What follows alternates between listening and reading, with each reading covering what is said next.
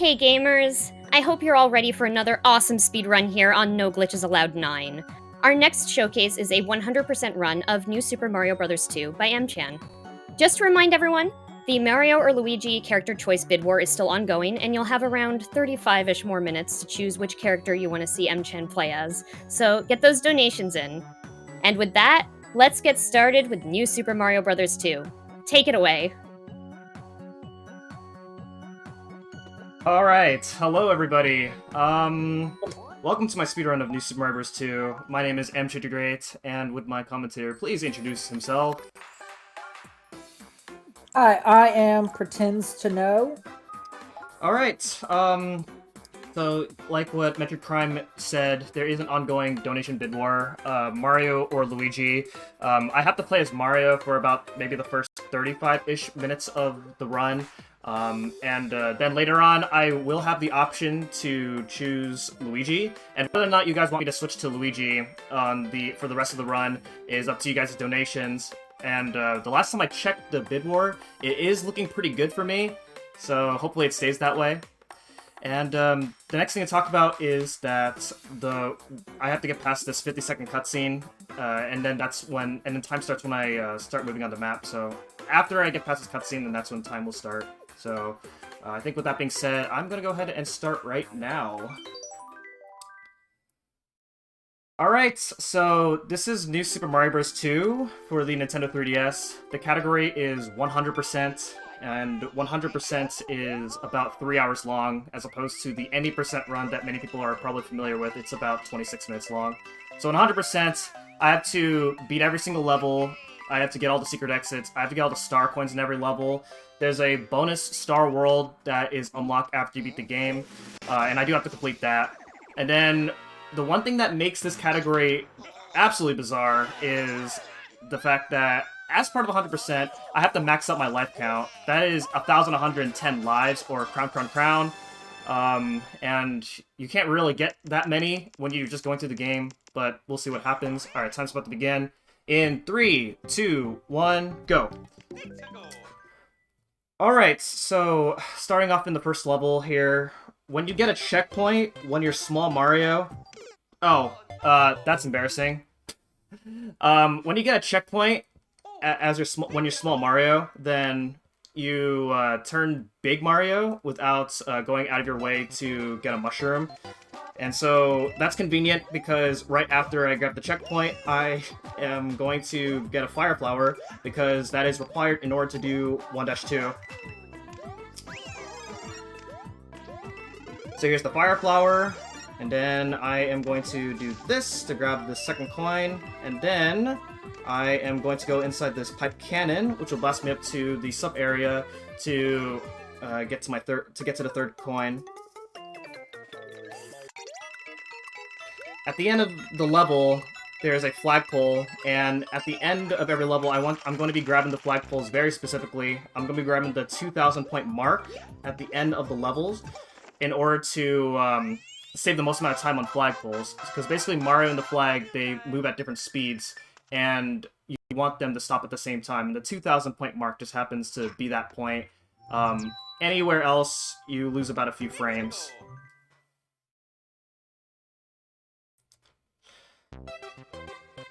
Alright, so 1-2, like I said, it is the level where I do need the fire flower in order to get a star coin here. Yeah. And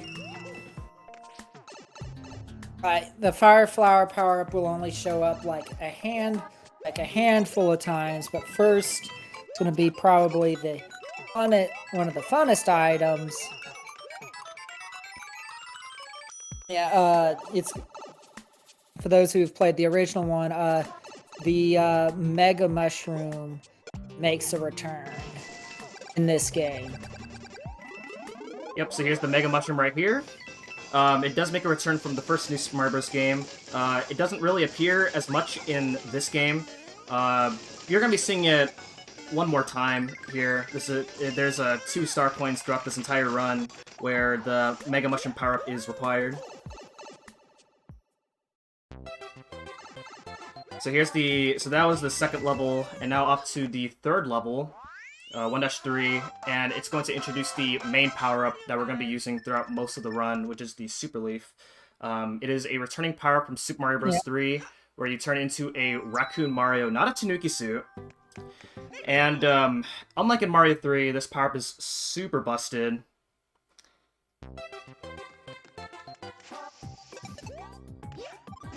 So here's my Super Leaf here, and on the bottom left of your screen, we have the P meter, and if you have P speed, then you can fly and do something along the lines like this here. When you're flying normally, then you lose all your horizontal momentum in exchange for vertical height, but it turns out that with the physics, the way the physics work in this game, if you mash, run, and jump simultaneously while you're flying, then you actually keep your speed. And we call that spin flying, and that is used quite a lot in order to do some really cool tricks throughout the game. Yeah.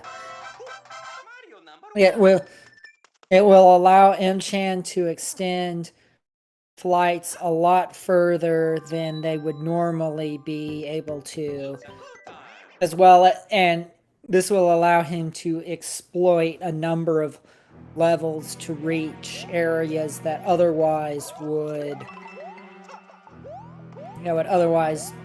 have to be done casually. Alright, so this is the first tower of the run here. Tower levels are like these vertical climbing levels where you basically have to optimize your climbing in order to go up as high as you can as well as fast as you can. We're going to be getting the secret exit here, and this will take us to the warp cannon. And warp cannons are also part of 100%. They also count as levels, so we do have to do all the cannons here. This warp cannon is going to take us to Mushroom World, which is one of the secret worlds of the game. There are 6 main worlds, as well as 3 secret worlds, Mushroom Flower and Star World. And we're going to be going to our first secret world, which is the Mushroom World. Yeah. Cannon levels in this game are actual levels, which is actually really interesting. And throughout the cannon levels, there's a red coin ring, which I'm going to get here in this one. And if I get the red coins, then I get a gold flower in my bottom screen inventory. And that's going to be used in a level in Mushroom World. Yeah, it's... There, I think the mushroom... not the mushroom, the golden flowers used, like, I think twice throughout the run. Yeah. So... It's always nice when Nintendo includes an OP item, and then it actually gets to get used during the speed run, because there's a number of OP items that get ignored in throughout the franchise. Okay, so here we are in Mushroom 1. I'm going to be getting the star here. Stars make you invincible, as well as increase your movement speed. Also, if I'm fast enough through this room, I can chain another star.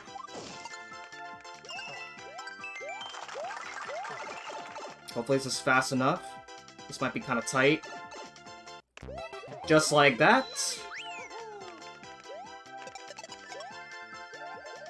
And then fly underneath the level there in order to get to this pipe quicker.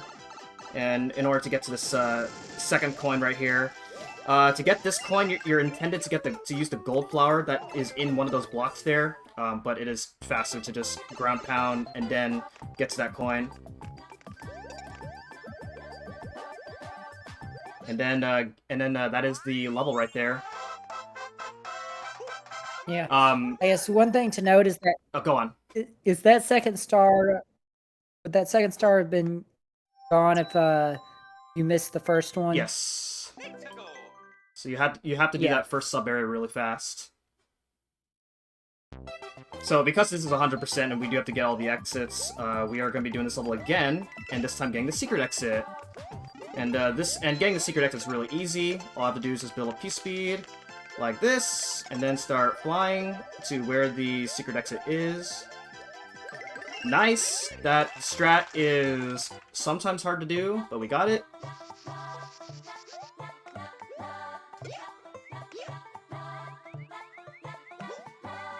Okay. Alright, so the next level that we're going to be doing is Mushroom A, and that is the level where we're going to be using the gold flower that we obtained from the cannon level. The gold flower is basically an upgraded fire flower, where the fireballs are like gold balls that turn things into coins.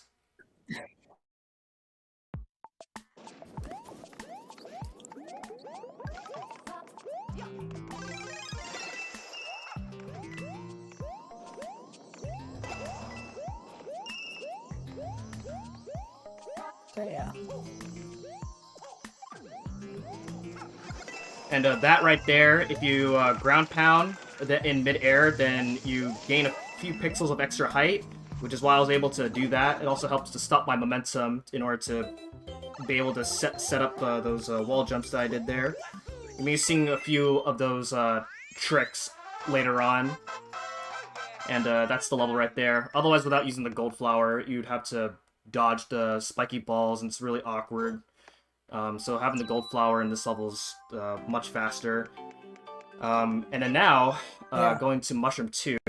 From here on, you might be familiar, if you've watched speedruns of this game, you might be familiar that the beginning of the run's going to start off with the any percent route. Except, with the exception that in any percent you actually use the gold flower in this level instead, in order to defeat an enemy off screen easier. Yeah, Mushroom 2 is our first of many auto-scrollers that this game has a reputation of having. And they're pretty... Most of the time they're unexciting. And what I'm gonna be doing throughout the auto-scrollers is I'm gonna be trying to collect as many coins as possible, because like I said, one of the requirements is to max out our lives, so we want to be able to gain as many lives as possible throughout these auto-scrollers. Might now be a good time for a donation? Yeah, this would be a good time. Awesome. Our 30 Hedron donates $9.45 and says, 1,110 lives for 100%, you say? That sounds like a good number to me. And they put the money towards Mario in the poll. So, speaking of which, you still have a bit of time to choose Mario or Luigi for the character choice bid war that's ongoing. So please get your donations in. I would love to read them. Let us know, do you like Mario or Luigi better? Luigi, hands down. Yes, please donate for Luigi. I have to agree. Mario already has too many games. This is Luigi's time to shine.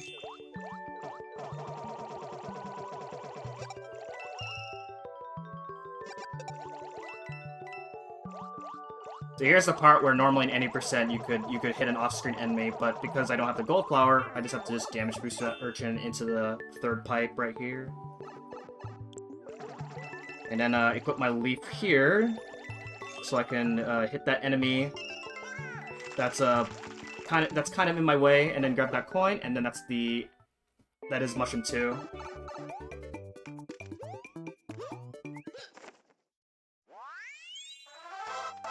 So up next is our first ghost house. Ghost houses are like these complex levels that kind of trick the player into getting lost.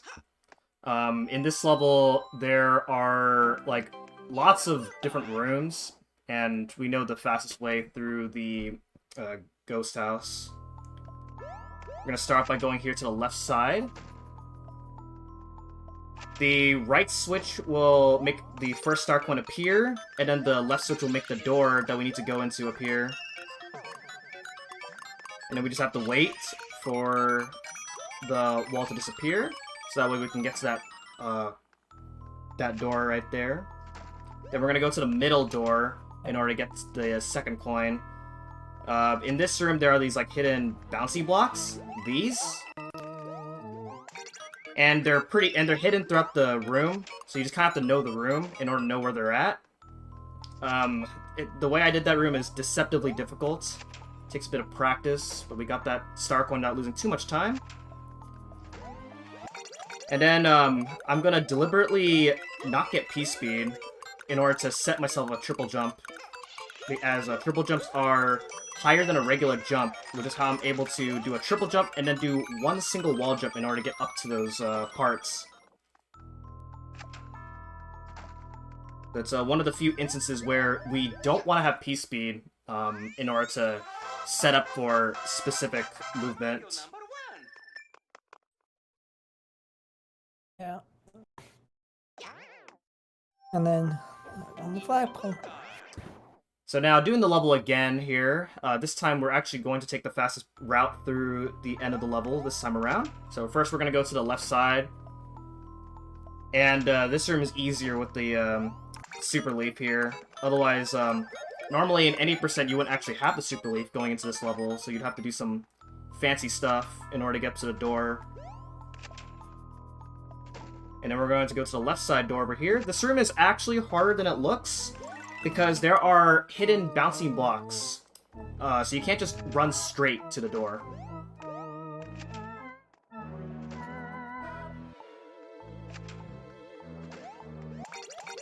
Okay, so once again, deliberately slowing down there by not getting P-speed in order to get up to this part with one single wall jump. And then that is the end of this level right here.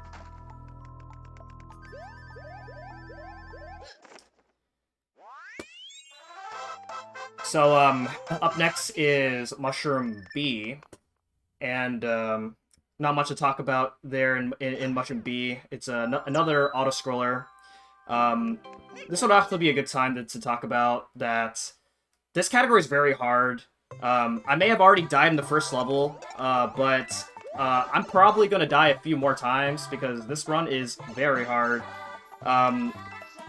It doesn't look like it right now, but later on, when we get to some harder levels, there are tons of hard tricks and tons of hard strats that it's very likely that if I mess up, I'm going to die. So, to make this run interesting, I've decided I'm going to donate... I want the chat to participate in this as well. I'm going to donate about $3 per death, and I've already had a death, so I'm already having to give away $3 at the end of this run. Yeah. Also, to expand on Enchan's point about the difficulty in this game, is a lot of Mario games where the majority of the game centers on one power-up, in this case the Super Leaf. When a mistake happens and you lose that said Super Leaf, it is a heavy cost to either continue without it or go and find a new one.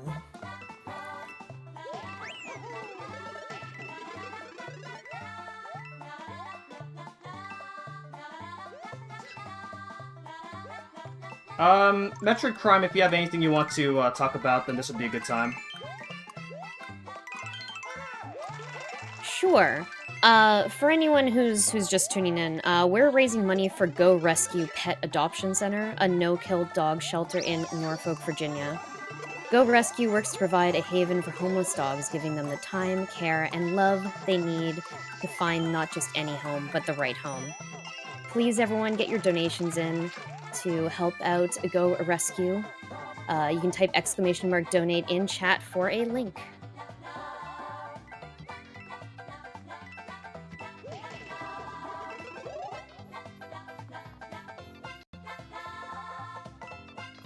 Okay, coming up here, I am going to do a fun little trick here. With vertical auto-scrollers, you can actually go a little bit past the camera. And so I basically set myself up to where I could just fly up to the pipe before it even shows up on screen.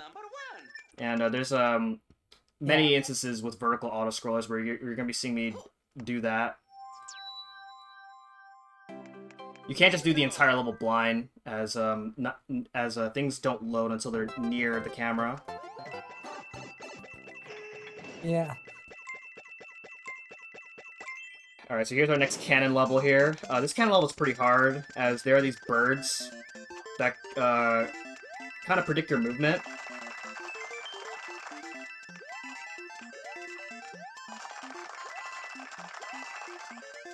Okay, we are past the birds here.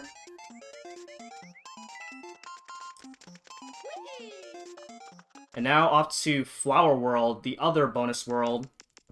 And Flower World in general is a pretty short world, so we won't be here for too long.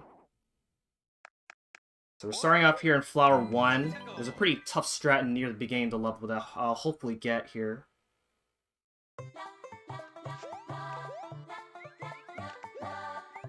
I don't feel like I'm going to get it, so I'm actually going to back out of it. That's alright. I gotta do this level again, so I'll have another opportunity to try again here. In the meantime, there's another cool strat that I can do. Hit that Koopa Troopa, then throw a shell to that third coin. I do have to wait for this block anyway, so doing that strat actually, you know, you do make your time efficient with this level. And this is the, in my opinion, one of the hardest secret exits to find when you're just playing through the game, because I don't really know how anyone's is supposed to find the secret exit reasonably. You watch the speedrun. Alright, so we gotta do this level again here, because that was the secret exit that we found. So hopefully, round 2 of this hard strat. Nice! There we go.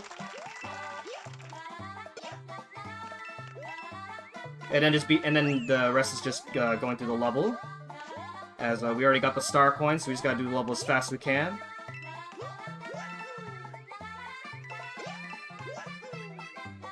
Just like that. Yeah, Mario number 1.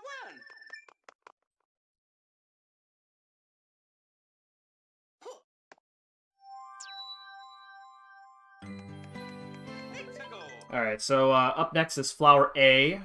The first part here has the first skip with the Super Leaf, where I'm going to be spin flying. Normally you're supposed to be riding that ice thing across, but with spin flying you can just fly across without having to ride that thing. Uh-oh. and this will not be the last time Chan forgoes a platform in order to get ahead faster. Yeah, and then this next part here is an auto-scroller. I do actually have to ride this across the level. While I'm waiting for this, I can actually just use this Koopa Shell, and the enemies are going to run into the Koopa Shell in order to get a few lives. So, Metroid Crime, this would be another opportunity for you to say something. Sure. Everyone, please get your donations in and vote on this bid war for the character choice of Mario or Luigi. Shortly, M-Chan will have to make a choice as to which character they play as for the rest of the game, and you could decide. You could be the deciding factor. So please get your donations in, !donate in chat to get a link to that, and let us know.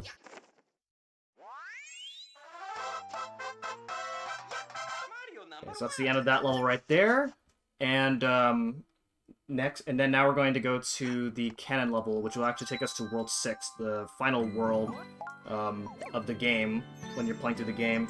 Also, I'm going to be spending star coins on these star coin signs that will take us to mushroom houses, because something else that is part of getting every single star coin, I also have to spend all the star coins as well. Yeah. I've always found that kind of strange, but anywho. So this cannon level is really hard when you're just doing this normally, but if you have the Super Leaf, then you can just fly over everything. That's kind of a common trend with a lot of things in Mario games, where there are levels where they are hard unless you fly over everything. Yep. Okay, so this is World 6. Like I said, the last main world of the game. Starting off at 6-1, there are these falling meteors that fall down randomly. And normally in categories where you don't get star coins, you don't really worry about it, because you can just go as fast as you can, and the meteors are never in your way. But there's a star coin required in this level, where I have to rely on a meteor to break right here. So let's see what we got here. That's kind of slow. Alright. Yeah, you can lose a random amount of time waiting for a meteor to break those blocks in order to get that star coin. I have lost up to maybe 5 seconds waiting for that star coin, so you could lose quite a bit of time. Mario number 1. But not too bad, and now we're onto the ghost house. This ghost house is a pretty complicated ghost house because there are rooms that kind of look similar to each other. I'm gonna avoid that coin block.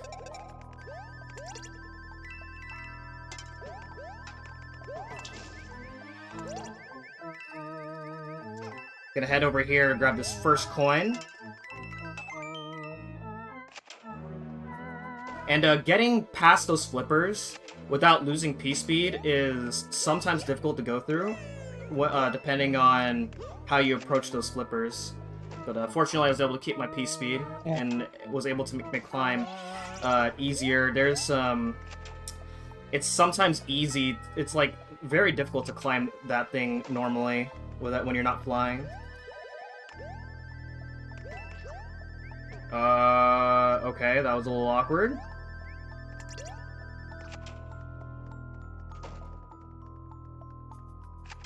Normally, if you hit left at a specific point, then the boo will be just out of your way for you to hit that switch, but something weird happened there, and I wasn't able to do that strat properly.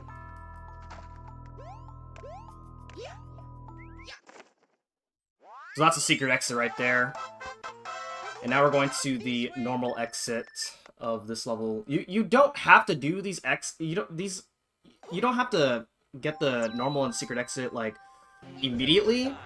But I just do it just because I don't have to worry about it later. Generally, the fastest way to do a level twice is to do it back to back, unless there's an extenuating circumstance. Yeah, exactly.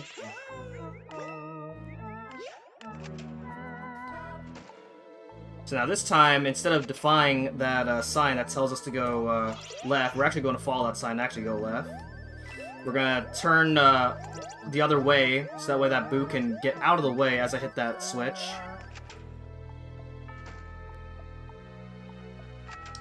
And now here we are in this part right here. There is a switch on the top of the room that we have to wait for to descend down. Right there. Grab that second coin in the meantime as well. Now here I can sometimes get hit by these Goombas. Let's see what happens. Okay, we defeated both of them, so we didn't get hit, so that's good. And that is the ghost house. Both exits of the ghost house. So up next is 6-A, which is a level with rising lava as well as platforms that go down when you run on them.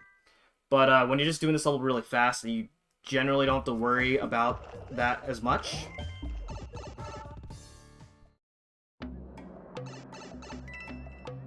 Gonna hover just slightly so I can make it onto this platform right here. Gonna try and build a P speed so I can fly over these dry bones and grab that first coin. Grab the second coin over here, and then fly up to the top to grab this third coin. And then while I'm up here, I'm gonna grab this star, which will basically speed up my movement throughout the rest of the level. Yeah. Generally, if a superstar is not like real out of the way, it's worth it to pick it up just for the movement boost you get. Yeah, and if you can keep the star like all the way through, you generally save like 4 seconds in any opportunity where you use a star for a full run. So up next is 6-Tower, and it's it's like the hardest level in any percent, and in 100% it's a very crazy level when you have to get the star coins.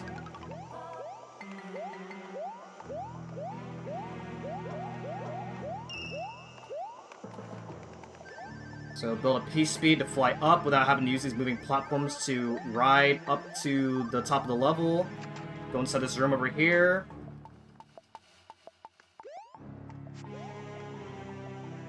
Gonna have to wait around these flamethrower cycles.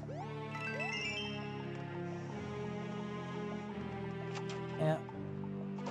If there, he can speed some of them up by whacking the ones with exclamation points.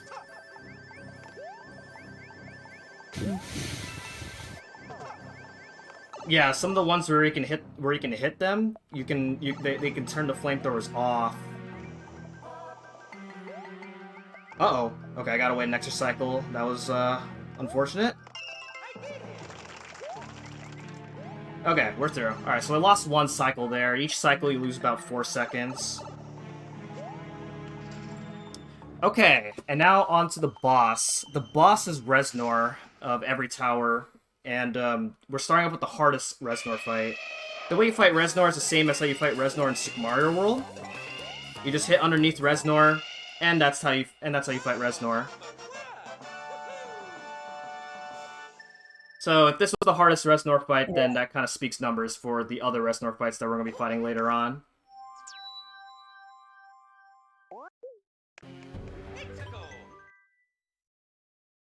Alright, 6-4.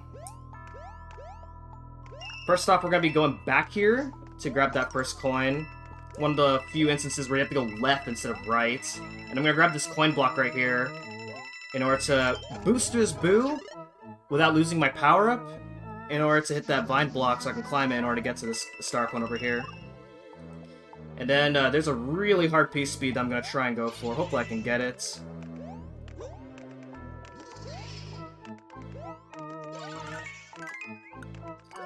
Got it! Nice. So, without that P-speed, you'd have to ride that platform all across the rest of the level, which is really slow. There is a backup, where you can still skip the moving platform across the rest of the level, but at that point, it's so slow. The backup is really slow. So that level went really well, and I'm really happy with that. One of the hardest levels of World 6. And now here we are at 6-5. 6-5 has these statues that shoot out fireballs. We're gonna head up over here, and there's a really cool strat that hopefully I can get. Oh, we got hit, but that's fine, because there's a leaf right over here.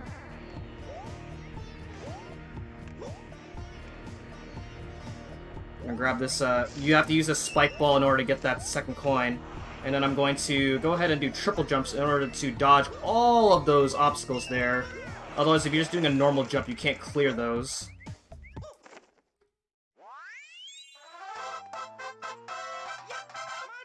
And now off to 6-Castle, Bowser's Castle. And since this is the last level, I guess we're gonna destroy our 255 estimate right away. It was a good run while it lasts. But this level has a lot of things here. It's a very long level.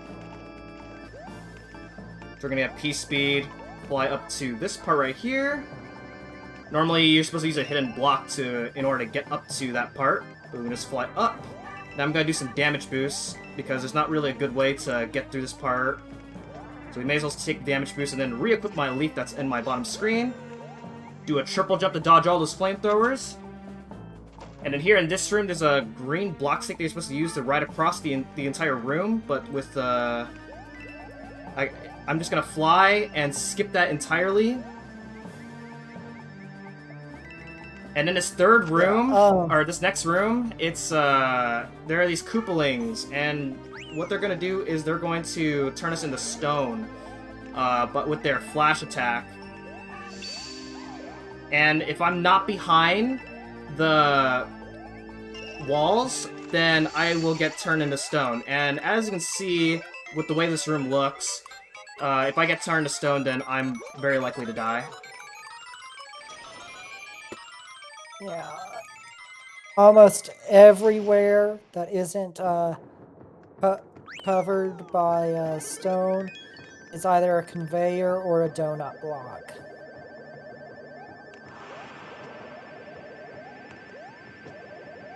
Okay, nice. The corridor room here, the fireballs are always the same, so you just kind of move the same way. You can dodge those fireballs the same every single time. And now we have the Bowser fight. Oh my goodness, I did it! How did I do it?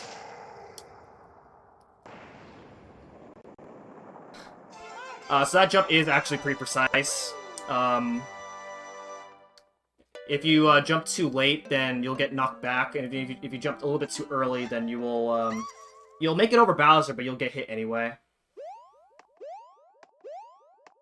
But what's this? I thought I saved the princess. What happened?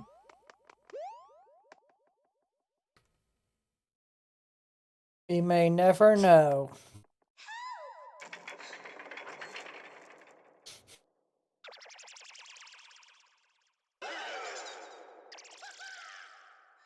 What are they doing?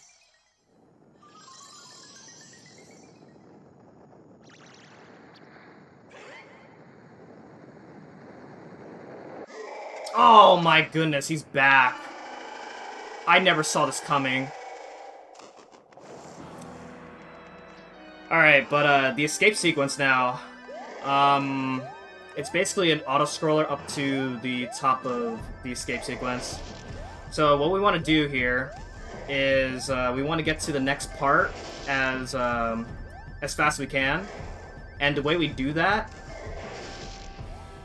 is we count the number of times Bowser swipes in order for us to know when to fly up to the next part early.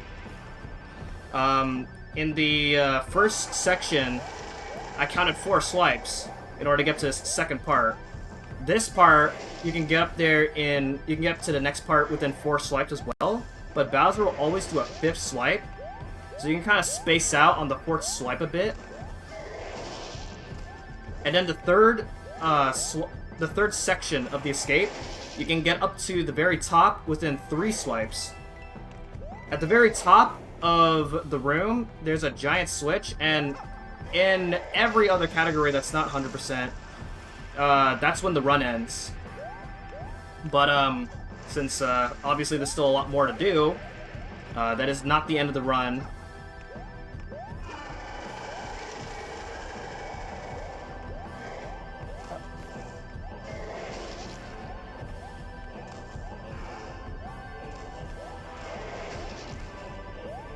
Just a little more to the escape sequence.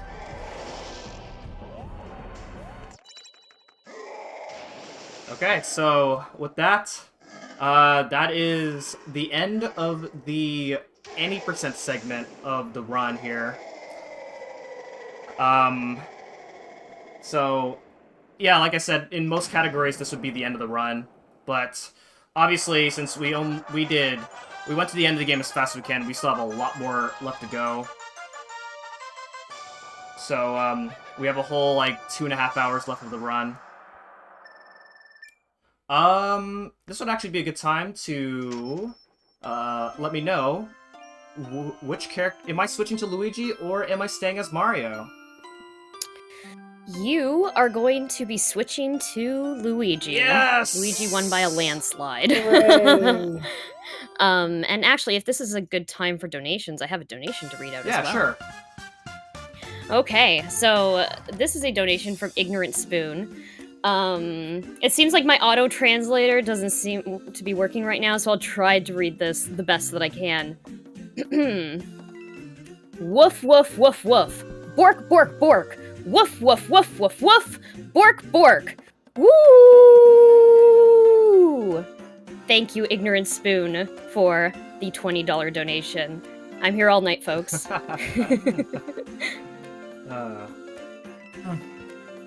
Yeah, so this is like a 5-minute credit sequence And this is like the point where like if you've been grinding attempts for a bit during your session, then this would be a good time to take a restroom break.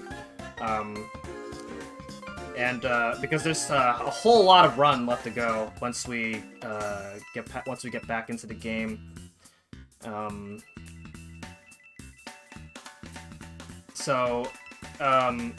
Yeah, so we're gonna be playing as Luigi, and there is no difference in gameplay between Mario and Luigi. They play exactly the same, so there's no difference in time. It also doesn't lose time to switch to Luigi. All I have to do as soon as I go back into the game is hold L and R, which I don't believe the game tells you about at all, so it's just something that you have to figure out on your own.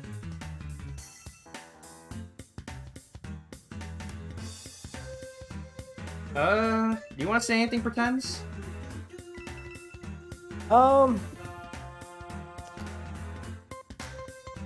Not particularly at the moment. Peach's proportions still weird me out during this credit sequence.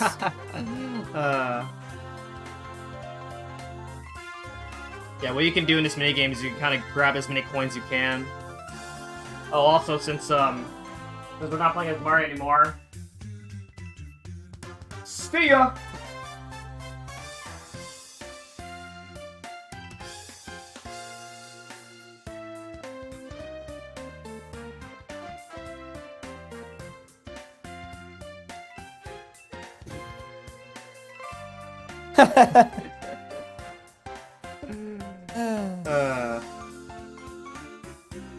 But yeah, so from here on out, the run gets really hard. We did half of 4 worlds, and then as well as like 5 entire worlds. So, if you thought what you saw so far was pretty crazy, then it gets crazier from here on out. Yeah, and there is a specific reason why we rushed to the end credits. Yeah, which actually, fun fact, this route that I'm using for this run has held up for a very long time. As far as I know, this is the game that has the least amount of route changes for its 100% category out of the new Super Mario Bros. Series.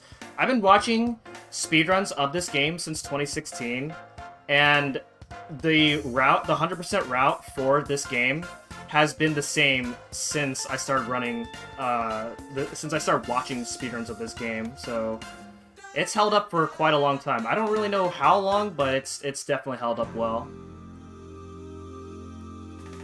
Yeah.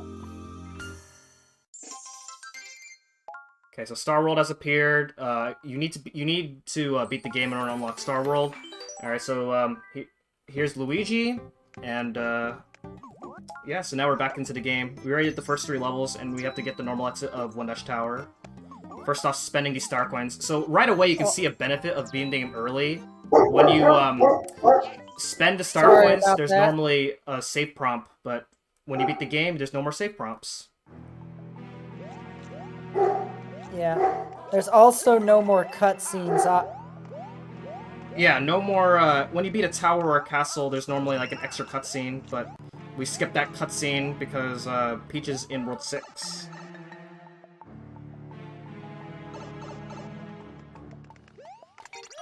Yeah.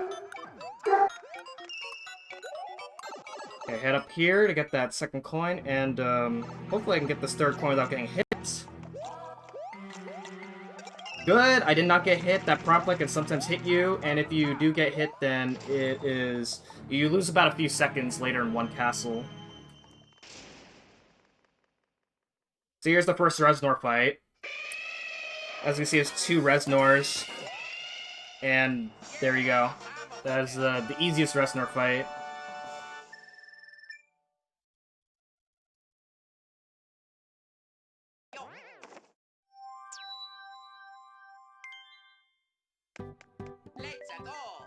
Okay, so yeah, like Pretend said, you want to beat the game as early as you can, beating the game eliminates the extra cutscenes from a tower or castle, so I was able to go straight to 1-4 right away. This is common in basically every NSB game's 100% categories. Yeah. I think the one that held out the longest was U and Mario U and Luigi U, but the timings eventually came in that you want to beat those games as fast as possible as well. Yeah. Because saving takes more time than we thought. Also, I just got a really cool strat. The climb up to the third coin is very hard, and then the very last step of that strat was hit the blocks in a way where 2 of the blocks would break, so that way I could go through that like wall of blocks. And I'm really happy that that went well. Breaking out of that wall of blocks was just as hard as it looked. Yeah, it's so hard. Okay, so here we are in 1-5, another water level, and this is in a lot of categories you actually don't do this level because obviously it's a water level. You really don't want to do water levels in this game. There's not really a good way to speed up water levels, so you just have to kind of just optimize your movement, not hit any walls, otherwise you lose quite a bit of speed in your swimming movement.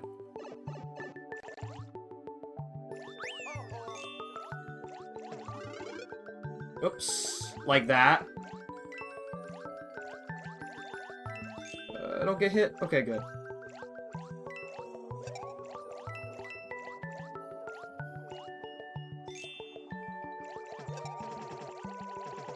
So we're gonna go ahead and swim all the way up over here, grab this third coin. And then upcoming is an enemy called the big Cheep that will eat you and kill you in one hit if you get eaten by that enemy. Yeah. This enemy is actually rather merciful in this game, because in most Mario games, that enemy is invincible. Yeah, you can just simply spin him, and he dies pretty easily. So if you have the super leap, it's pretty easy. Alright, so spending star coins to get to 1-A. And let's see what we got here. I'm gonna first off start by going to the left here in order to build P-Speed. I didn't get P-Speed, that's okay. It only saves like a few seconds, because with P-Speed I can just fly up, back up without using this pipe cannon, but no big deal. It also, if I had P-Speed, I can also skip this upcoming pipe cannon as well.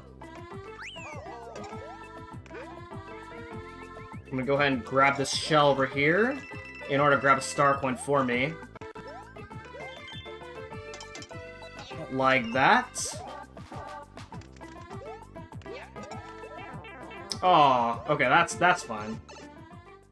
Okay, so this means, because I got hit there, that means I have to do a slower strat in one castle later.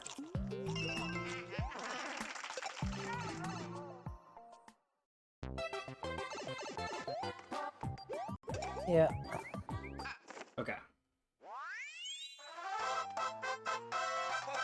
So now up to one castle.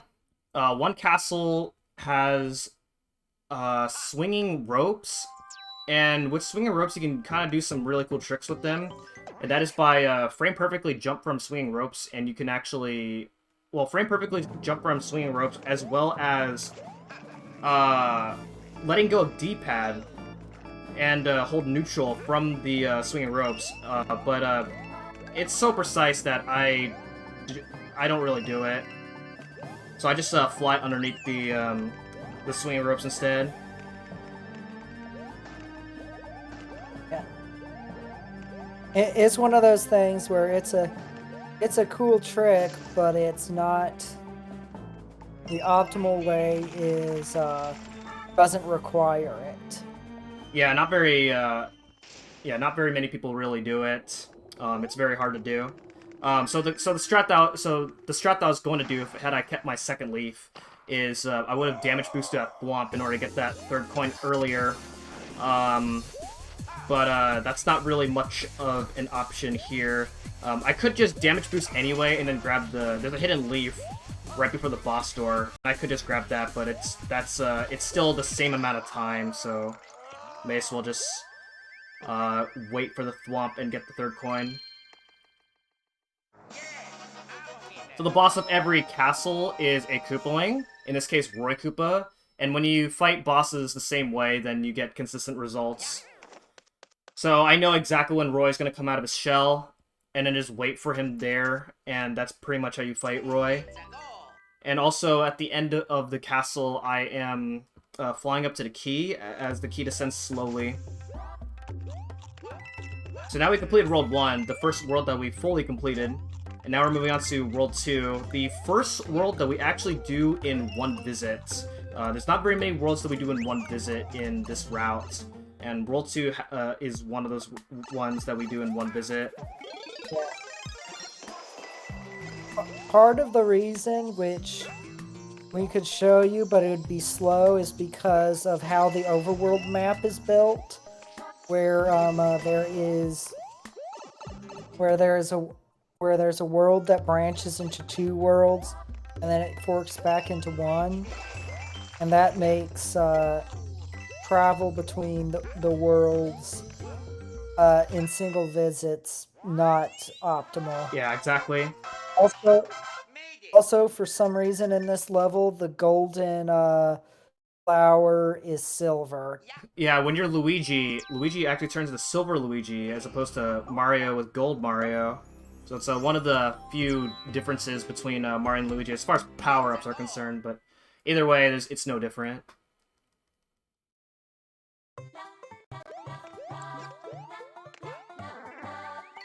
2-2 is normally really easy in every other category, but with the star coins here, I have to do something else. There's a vertical section that you normally skip, and that's simply by flying, but I have to get the star coins, so I don't really have that much of an option here.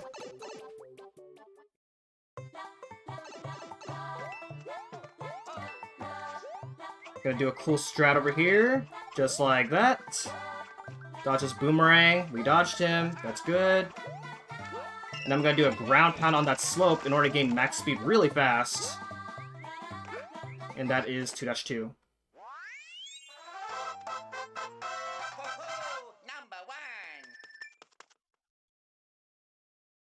So, up next is 2-3, and 2-3 is our first instance of a roulette block. So, a roulette block are these blocks that contain any power-up, and the power-up you get runs in a cycle, and it's not random. The cycle starts at a specific point, so you can kind of manipulate the roulette block by moving in a specific way in order to get a power-up that you want. In this case, I want a star from the roulette block. Okay, we got the star. And while I'm waiting for the star to come down, I use that time to open up the pipe and then go back and get the star. This also allows me to keep the star longer in order to do this room quicker.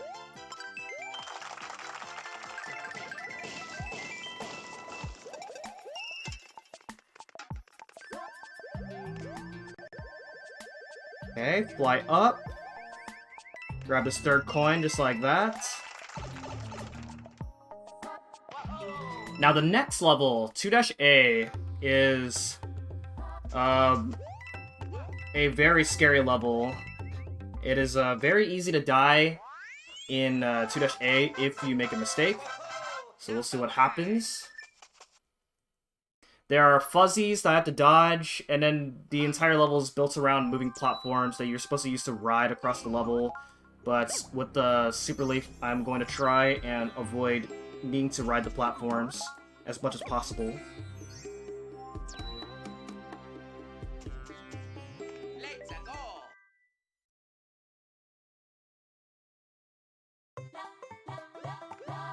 go. And then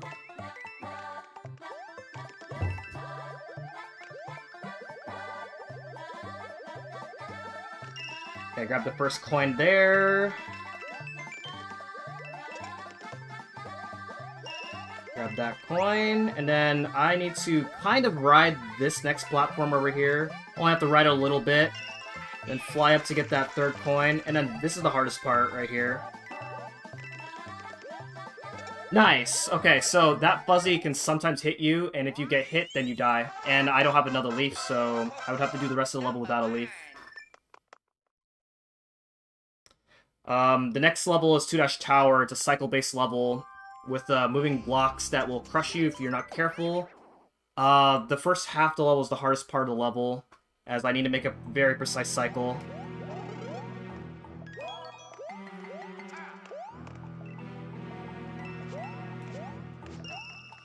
That's the first part.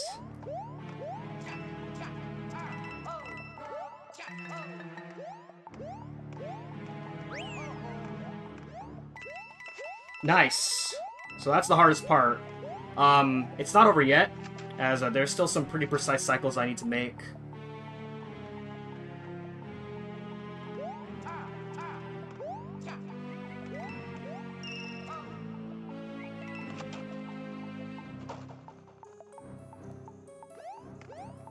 Okay, good.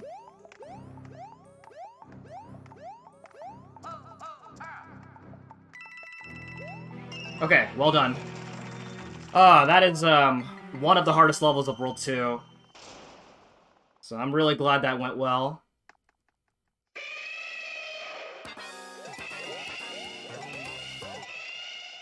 Me too. So yeah, you have to cut those jumps really tight in order to make those cycles. And then also the Reznor fights. As you can see, there's 4 Reznors as opposed to 2 in World 1. So, you know, a little bit harder. But yeah.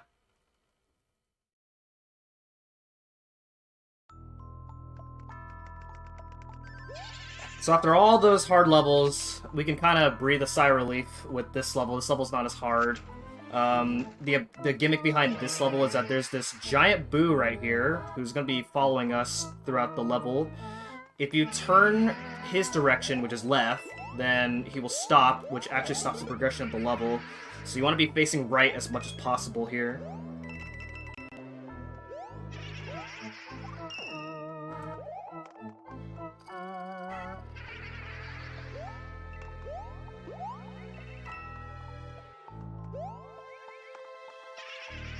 I'm going to be skipping that second coin, and I'm going to get that while I'm getting the normal exit, and I'm going to skip over and get the secret exit.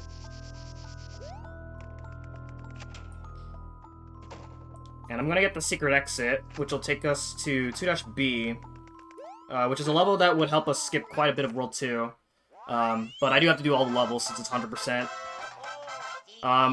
2-B is really easy in every other category except for 100%. In 100%, this level is one of the more inconsistent levels. There are flying bombs, and I have to use bombs in order to get star coins. And any level where you have to use bombs in order to get star coins are really hard.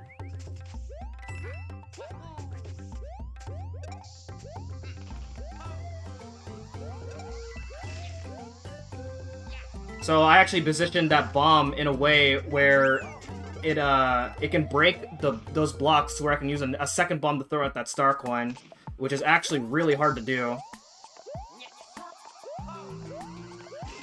As the positioning is pixel perfect.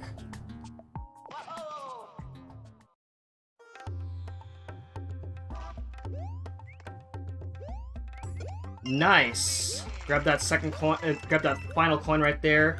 Basically, the bombs that shoot out of the cannons, they shoot out at random heights. So you can get a short, height from the bombs, which would save you from having to wait for the bomb in order to get to the third coin. But we got a long height, so we have to wait a little bit. So that level went really well, and I'm really happy with that. Another hard level of World 2 out of the way. And now we're gonna go back to 2-Ghost. The reason I do this routing this way is because it's really easy to get hit in 2-B. There are some bomb patterns that you get in that level. It's faster to do a damage boost. And so when I'm doing this level, you can get this leaf right here for free without losing any time, so I prefer to do this World 2 routing this way. So I just have to get the normal exit, and so there's just not much to say, so donations are fine.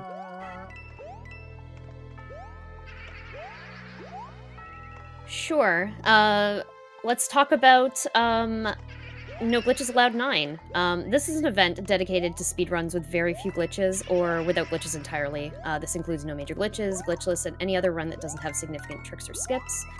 This event is typically held twice a year, and around April or May, and also around August or September, so please be on the lookout for future events supporting Go Rescue. Speaking of which, please type !donate in the chat to get a link to donate to today's event and to Go Rescue.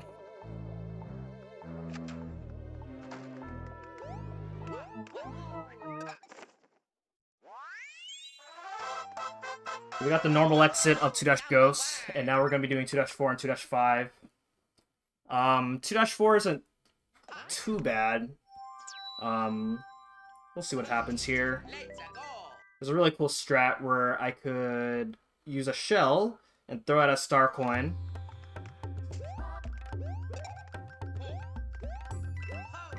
Okay. Not right there, but that's okay. Okay.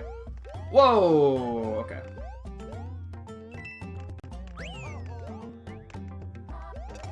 Have to make that a little bit more interesting. Alright. And then, I tailspin the pokey, blocking the way there, in order to get to the pipe with the second coin. You have to go around the pokey, but that's slow. And then here, throw the spiny at the third coin, which saves having to go manually get the third coin yourself.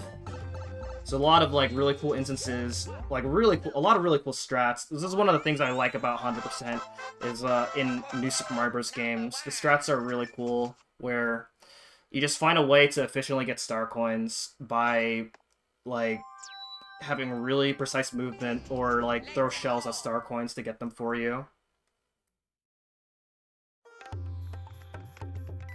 Alright, this level here. This level has chain chomps. And the chain chomp's movement patterns are random. And so I grabbed that coin block so I could hit that that peg without losing any of my power-ups. Alright, let's see if I can get this. Good. And then hopefully I don't get hit by getting this third coin.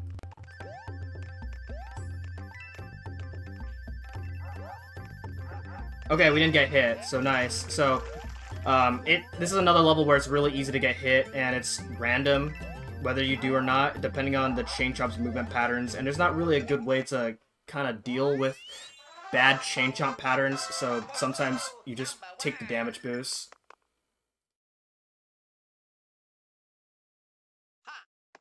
Okay, up next is 2-Castle, which features a major skip, where normally you have to ride a giant button across lava, but with precise flying, I can just skip that entirely. So let's see what we got here.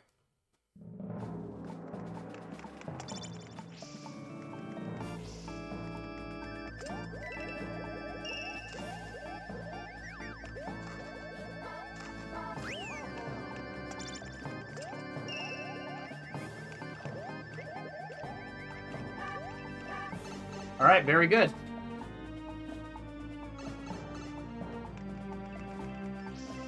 Very well done.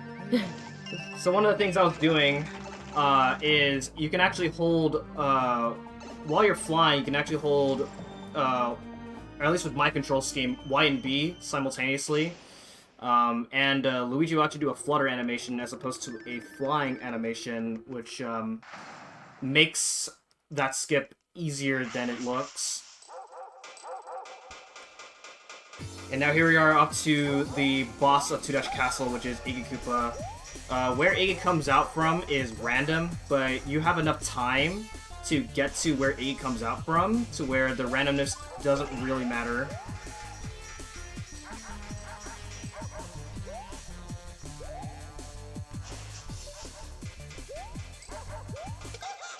And just like that. So with that, that's World 2 completed. And I'm actually really happy with this World 2 segment, despite a few mistakes. But World 2 is one of the hardest worlds in 100%. Pretty ironic for it being the second world of the game, but it is so hard. A lot of levels are really hard. Let's go.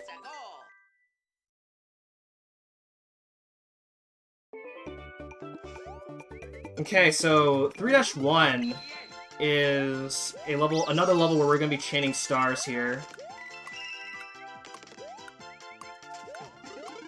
So again, that block contains a star if I hit that block while I have a star. And I'm going to chain another star right here and use it to speed through the rest of the level. Also, these gold rings will turn enemies golden, and when you defeat golden enemies, then you will get coins out of them. So this helps for me to rack up more coins in order to get more lives later on. Okay, so up next you have a choice between 3-2 on the top or 3-A on the bottom. Most people usually do 3-A on the bottom, but because we actually have to backtrack to World 3 later, it actually doesn't matter which route you do. I choose to do 3-2, mainly because the top route is harder than the bottom route.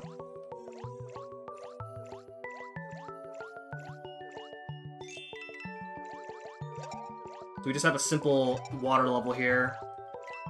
We have these green block snakes that kind of move around, as well as urchins.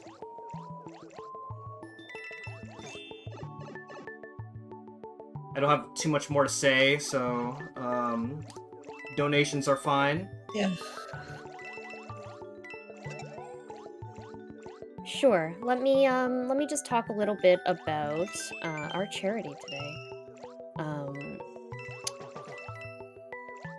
So, Go Rescue, if you happen to live in the local area of Norfolk, Virginia, and you'd like to help out, you can do a few things. You can adopt one of the dogs. If you go to gorescuedogs.com/adoptabledogs, you can see a list of all the dogs up for adoption at the moment, and you can also volunteer. If you go to gorescuedogs.com/volunteer, they have a volunteer form there. And you can always donate some supplies to help keep the pups happy and healthy. They accept dry and canned dog food, cheap paper towels, laundry detergents, anything sellable like furniture, vehicles, etc., shoes, purses, coats. You can also go to the gorescuedogs.com website and click on the How Can I Help link to get more information. Let's go. Good.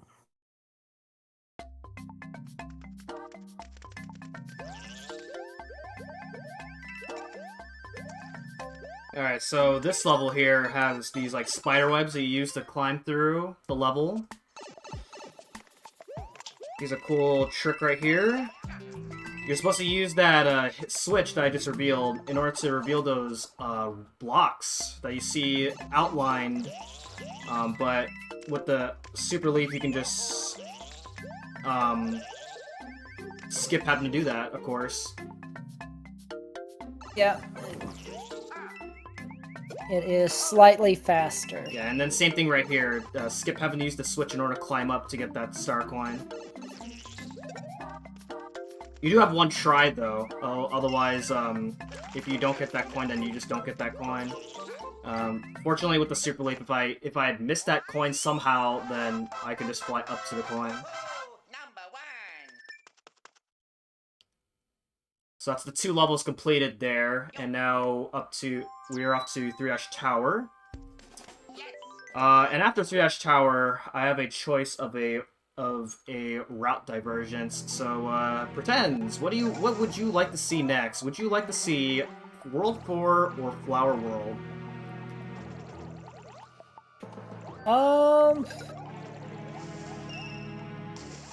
4? 4, okay.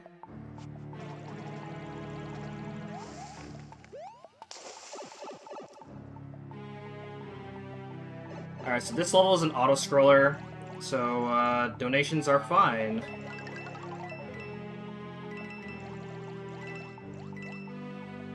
No donations, but I have a question about auto-scrollers. Is there one in every level? Are they prominent in only this game, or are they in several other Mario games? Tell me about auto-scrollers in Mario games. So there was no auto-scrollers in World 1 at all. Unless you want to count the cannon level. You can't really do much to speed up cannon levels, but I don't really know if that counts. There's quite a bit of auto-scrollers in this game, like I said. New Super Mario Bros. 2 kind of has a reputation of having many auto-scrollers. It's not as bad as, let's say, Mario 3, but unfortunately in the any percent run, the fastest way through the end of the game, as fast as you can, in any percent, goes through many auto-scrollers. So, and because any percent is the main category that people compete on in this game kind of has a kind of an unfortunate reputation with having many auto-scrollers. Got it. Cool. Thank you. Yeah. But most of the other categories are that are not 80% are a lot more fun to go through, as the ratio between auto-scrollers and non-auto-scrollers is much higher in every other category. Yeah. I would say that this game probably has above average on the auto scroller count, but it's not so bad. It's not like half the game or anything like that. Yeah, of course.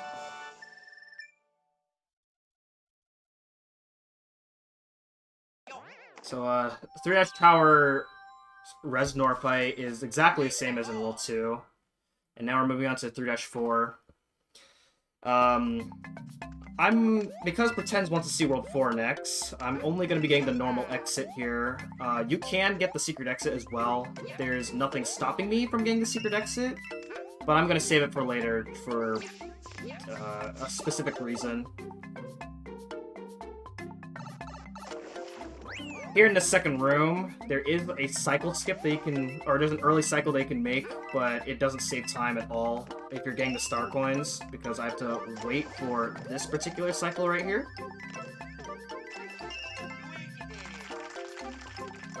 And then just fly up to the end of the level like this.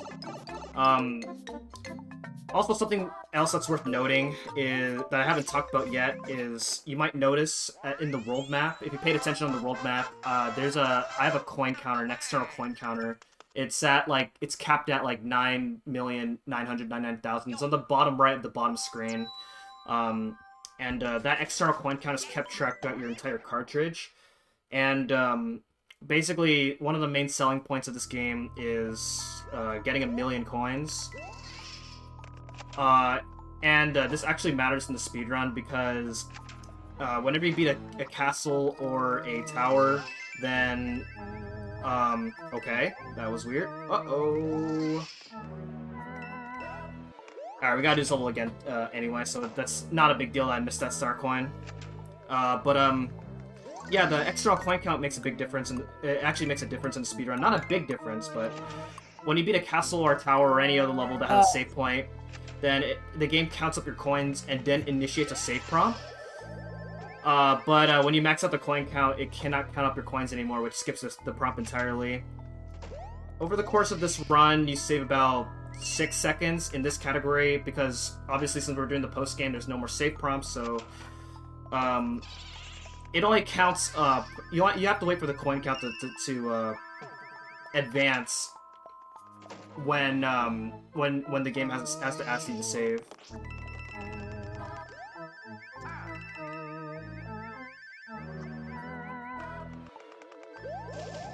Yeah,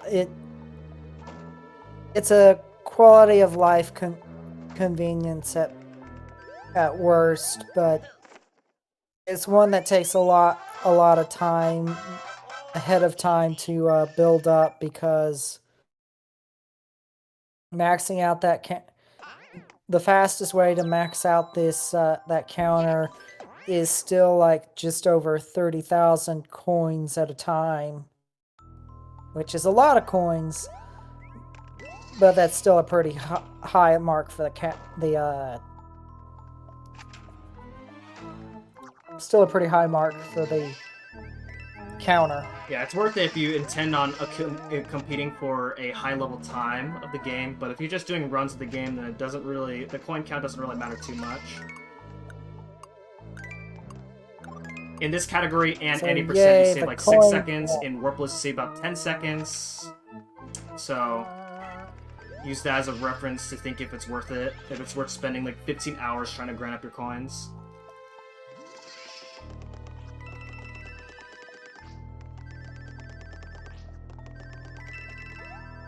So here you're supposed to use the moving platforms in order to get up to the top, but we can just fly up to the top.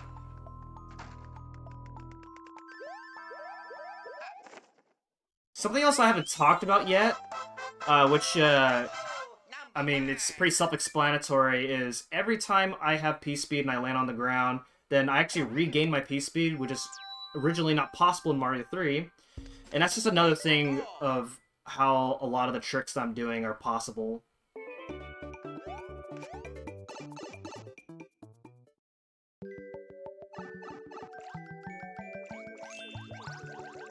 So this water level right here has lots of bloopers, and bloopers kind of have these erratic movements that are really annoying to deal with. So we'll see what happens. Fortunately, with the super leaf, I can just tail spin the bloopers. This blooper's not a good spot. Okay, we got the star cone without getting hit. That's good. Yeah.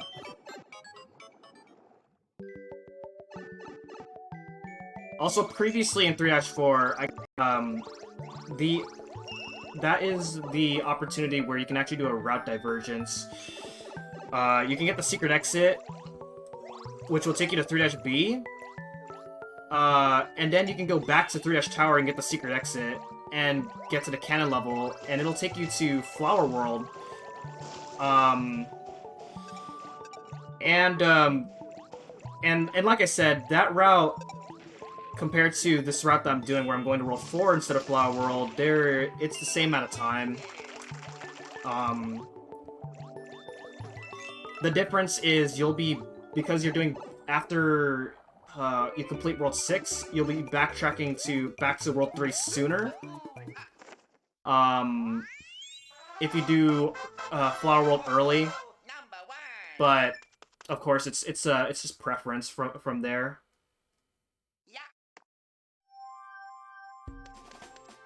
But for this run, we're gonna be going to World 4.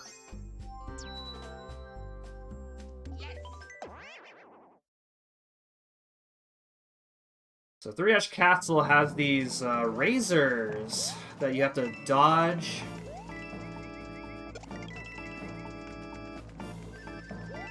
Fly up to this, the top of this room here. And then there's a very early P-Speed strat that I'm gonna try and get. Got it! That actually saves a second, so I don't have to wait for that giant saw blade right there. And then just fly through all of those razors and into the third coin.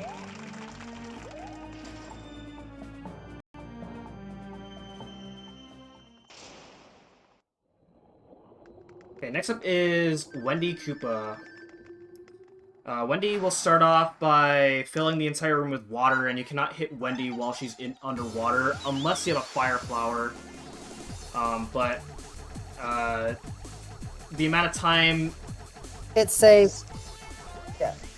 It saves no significant time. Yeah, you have to go out of your way to get a fire flower. There's no fire flower in this level, so it's not worth getting a fire flower just to save time in this fight.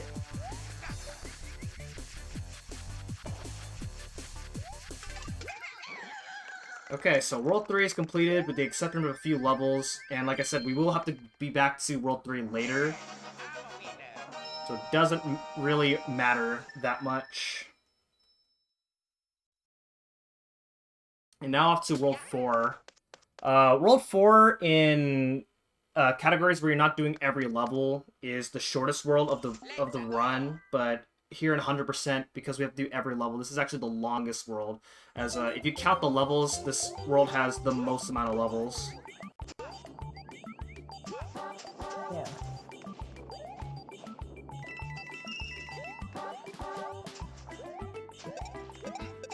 Gonna use the shell right here to grab a coin. Like that. And then we're gonna fly up to this vertical section. Grab that third coin. And then just drop down to the flagpole, just like that. The only noteworthy thing about that level is that there's those mini Goombas that will, if they latch onto you, then you will lose your jump height, and so you have to spin in order to get them off you if you have the super leaf. Otherwise, you just have to jump multiple times without the super leaf. Yeah, they're annoying. Yeah, they're annoying. Alright, 4 ghosts. Nothing noteworthy to say, so donations are fine.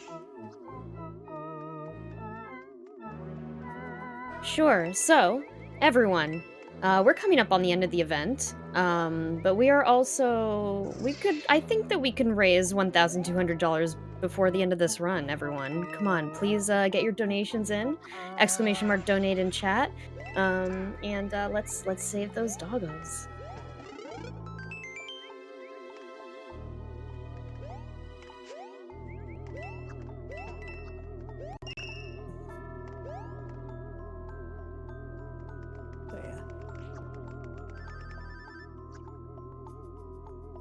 Yeah, basically we just have to follow the walls in this level here. Yeah. It's technically my favorite auto-scroller in the game because it's not just go right and wait.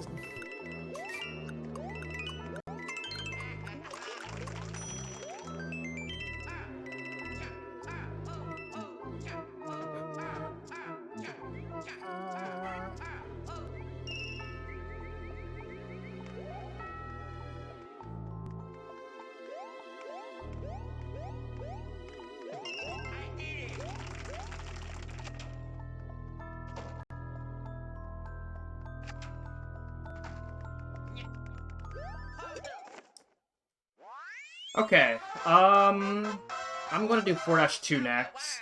Most people would actually get the secret exit and then do 4-B. That route through World 4 is very identical to this route. I prefer this route because it's safer, as I can just go back to 4 Ghost if I get hit in this level in order to get my leaf back without losing any time.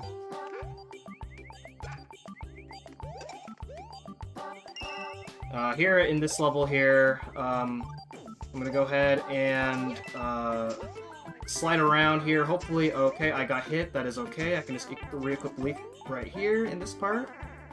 But hopefully I don't lose the second leaf. That would be bad. Alright, I didn't.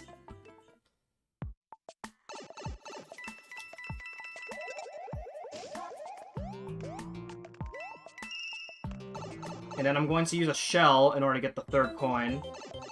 I'm gonna use this shell right here.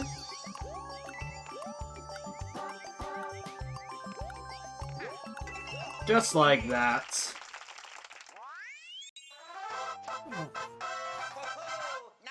And so now I just have to go back to 4 Ghosts in order to get the secret exit. And fortunately, there's a leaf that I can get in 4 Ghosts that loses no time whatsoever. And that's why I prefer this route in World 4. So again, if there's anything that Metroid Prime would like to say, then this would be a good time. Sure. We'd also like to thank Speedruns Live for allowing us to use their channel for No Glitches Allowed 9. Speedruns Live is a community dedicated to showcasing speedrunning events, races, and charity marathons involving your favorite games. Make sure you also follow Speedruns Live here on Twitch to check out other events that they host.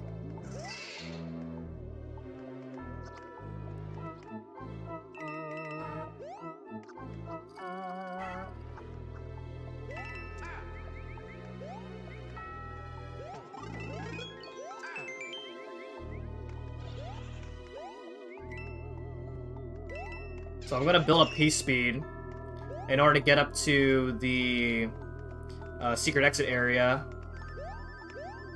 You don't need this P speed. It's not particularly necessary, but it makes getting up to the secret exit area easier.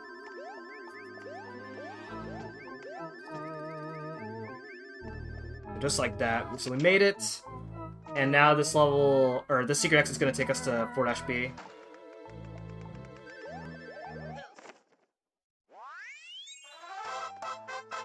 So in the beginning of 4-B, I'm going to grab a coin block, and I haven't been explaining this, but when you have the coin block on your head, then you get a bunch of coins.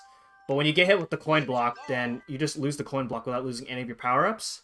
And that's very useful for the beginning of this level, as I'm going to boost through an amp. Normally when you get hit by amps, then you get electrocuted, and then you lose your power-up, so you lose quite a bit of time to get hit by an amp. So I use that coin block to boost through an amp in order to get that first coin, and then the rest of the level is pretty straightforward. I'm gonna go ahead and build up P speed in order to make this last part here easier.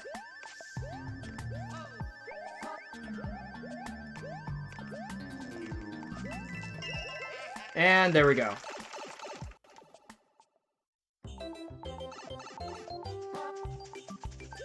Okay, so up next, I'm gonna backtrack all the way and do 4-A. And 4-A, the hardest part of the level is the beginning, where I have to ground pound some blocks in order to reach a bottom level of the stage. And in the bottom part, there's like a bunch of Goombas that are kind of a pain to deal with, but I do have to go to the bottom in order to get the first star coin. And then the second half of the level is another power-up that we haven't gotten yet, and that is the mini mushroom. So let's see what happens from there. I got hit. Okay. Let's see. This is not good. So as you can see right here, you can see how much of a pain that this beginning part of the level is. Not much I could have done about that.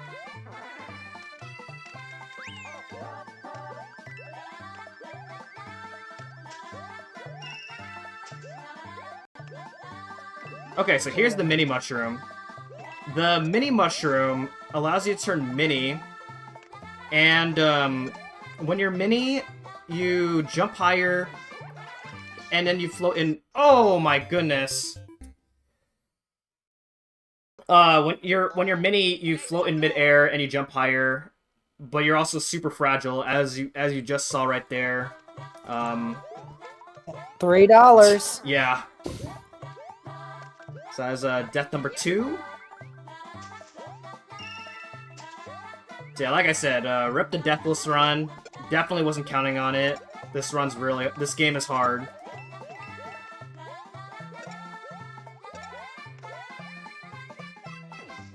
Okay, let's try this again.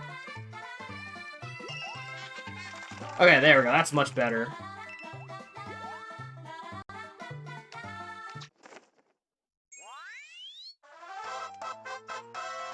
So I do have to be mini, as there's a star coin in 4-Dash Tower that's required with the mini. Which means I have to try to not die, and it's sometimes easy to die.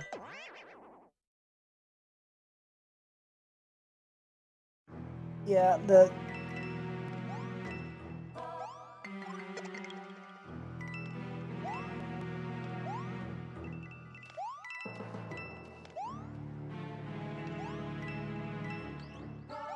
this level is an auto-scroller. I have to wait for this thing to go all the way up.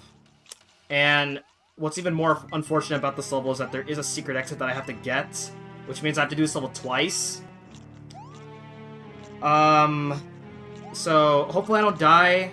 As soon as I get to the part where I need the mini mushroom, then I'm gonna immediately re-equip Leaf so I don't die throughout the second half of the level. Otherwise it sucks. And then, yeah, so again, donations are... that's the story. Oh, what's that? I was about to say, that's the story of the mini mushroom throughout this entire franchise. Use it when absolutely necessary, then immediately get rid of it. Yeah, exactly. But yeah, donations are fine for quite a while. Okay, let's talk a little bit about Go Rescue. I haven't really mentioned the history of Go Rescue. In 2011, a local woman named Georgia Obenaus lost her home, and her only focus became how to prevent her family dogs from going back to animal control. Starting out with just an empty shell of a building, Go Rescue soon became not just a place for her current rescues, but a shelter that has grown to rescue over 2,000 dogs to date, with no signs of slowing down. They work to provide a haven for homeless dogs, giving them the time, care, and love they need to find not just any home, but the right one. So please, everyone, get your donations in. We're coming up on the end of the event soon. We have about one more run after this one. And I'd love to read out your donation messages. Has the dread incentive been met? Indeed, it Okay, has. I'm very nice. much looking forward to that. Yeah.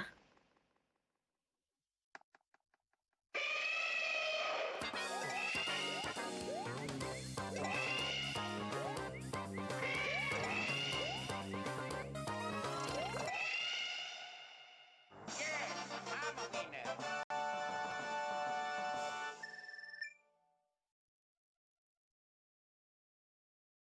Yeah. Okay, so that's the normal exit there, the Reznor boss fight. As you can see, Reznor gets a bit more creative in later worlds with the fights. So now I gotta do this level again. This time I don't have to worry about not dying, because I'm fully powered up. And I get the secret exit.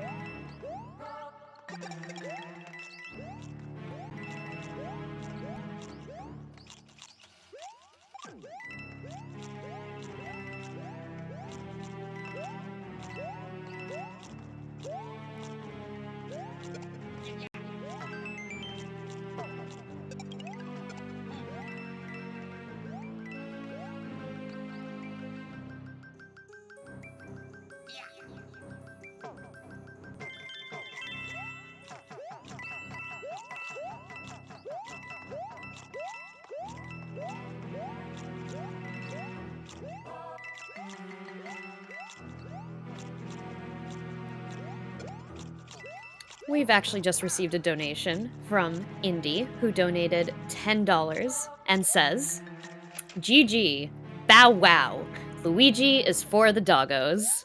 Thank you so much, Indy.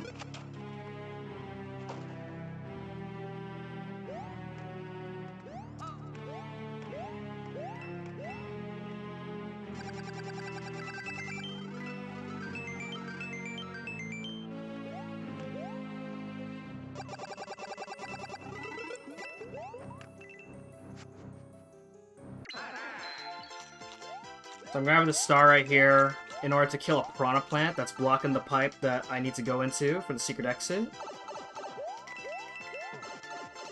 And then I immediately re-equip Leaf while I'm waiting. So that way I can use the Leaf for other levels. So, we're finally out of 4 Tower. Took a while. We still have quite a bit of World 4 left to go. Let's go. Okay, 4-3. In the beginning, I need a Koopa Shell in order to get a Star Coin. So I'm gonna go ahead and grab this shell here. And then throw it at this block.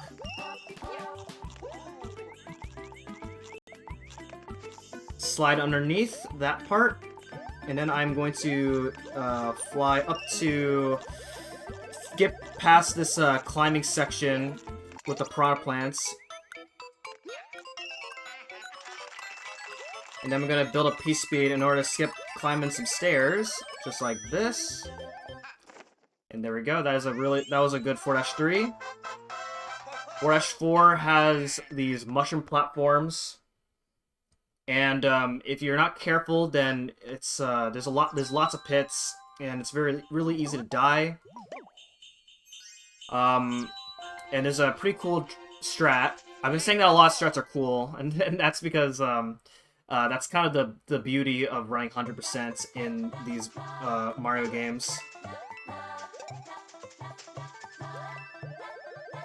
So we're gonna go ahead and fly up and grab this star coin right here. Hit that vine block, and while that vine block is ascending, I'm going to go ahead and use that opportunity to hit that block to grab my second leaf on my bottom screen. Another power-up efficiency there. Whenever you beat in order to get fireworks in this game, you have to end the level with the last 2 digits matching, but in this game, the double digits have to match the world that you're in. So in the case of World 4, I have to end the level with 44. And the reason that's relevant is because, as you can see, if your execution's not on point in this level, then you could get a 44 at the end of this level, and that gives you fireworks, which loses time. Yeah. Fireworks is the nemesis of almost every Mario game where it's present. Yeah, and you don't get fireworks very often in this game, so you usually don't really think about it very often. When you get fireworks, though, you get a rainbow level, which rainbow levels are not required for 100%. If there's time at the end of the run, then I may show up 1, but that's really it. It's just a level where you get a bunch of coins, and that's really all the rainbow levels are.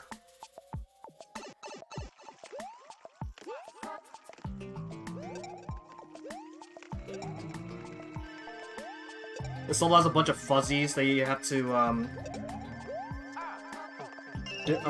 deal with. With the super leap, you can just tailspin the fuzzies out of your way.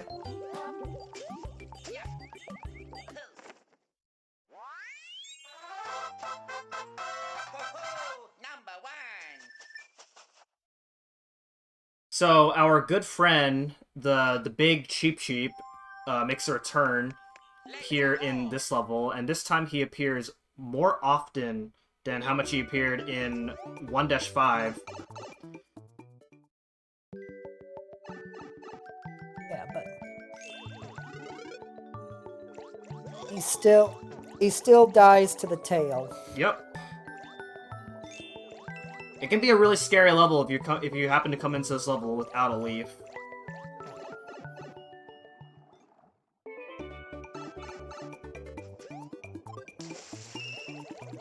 So head up to this pipe here to get this first coin. And then we have to do more of this big Cheep Cheep.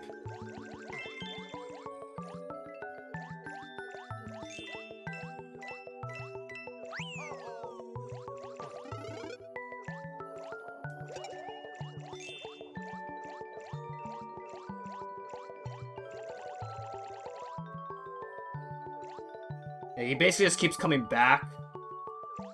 So there's not really a way. You can't fully get away from him.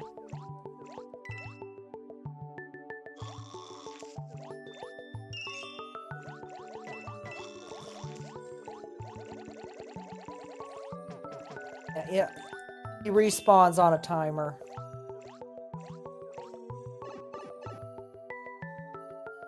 Okay, head over to this. Also, in case you were wondering, Oh, go on. let's see. I was gonna say, if you're wondering why M-Chan took the long way to that star coin, those invisible blocks should answer that question. Oh yeah, yeah. Those there are hidden blocks there that prevented me from getting that star coin early. So you have to go all the way around.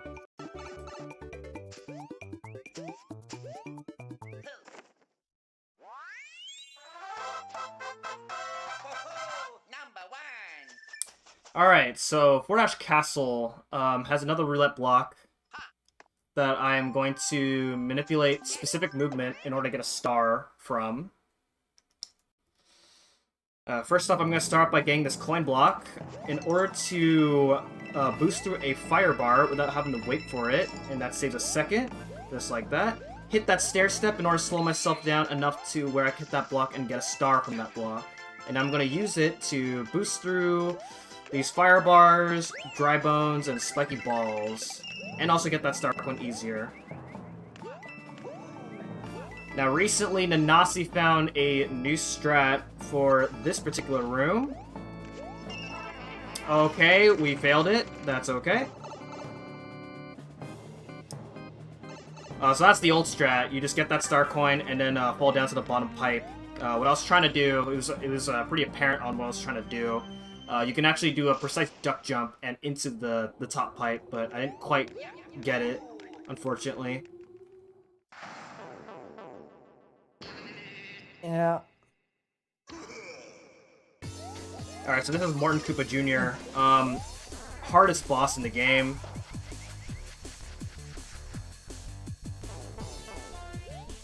Sure. You just wait for him to come out from the pipe, and then you hit him each time. It's a very good boss. I did it. I was sweating pretty hard. Yeah.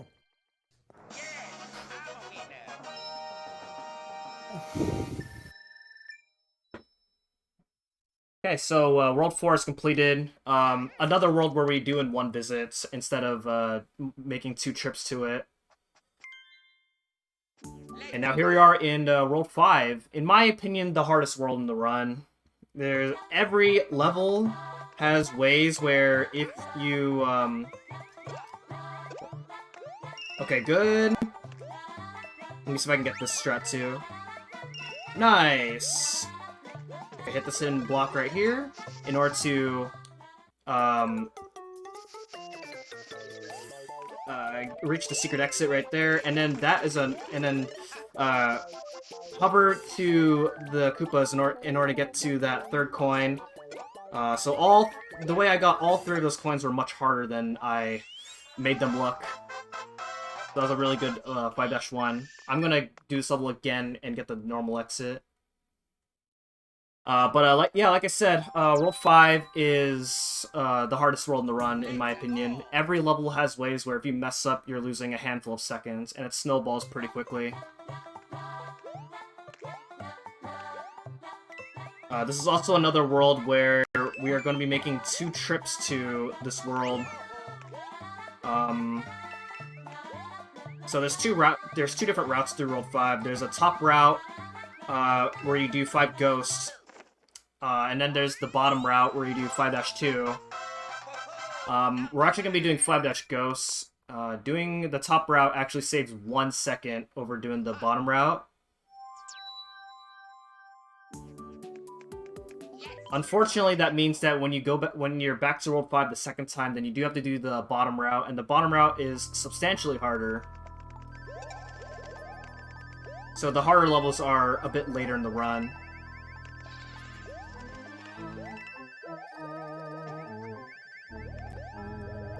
I'm gonna get the secret exit first, because the secret exit's easier. And also, which means that,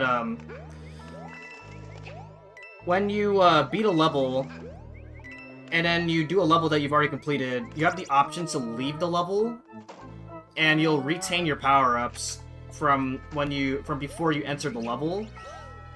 And so if I mess up getting the normal exit, then I can just reset the level, which saves me a death.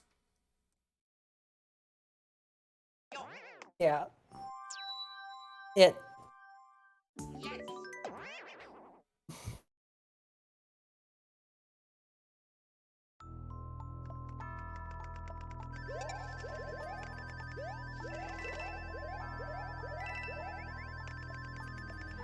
So we're gonna drop down here, grab this first coin,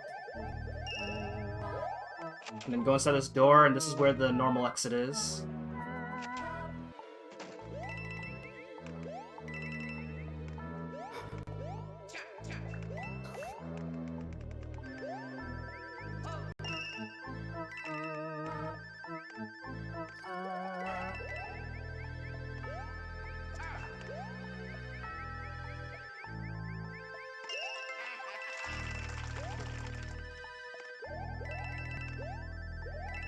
Okay, no deaths, so didn't even matter.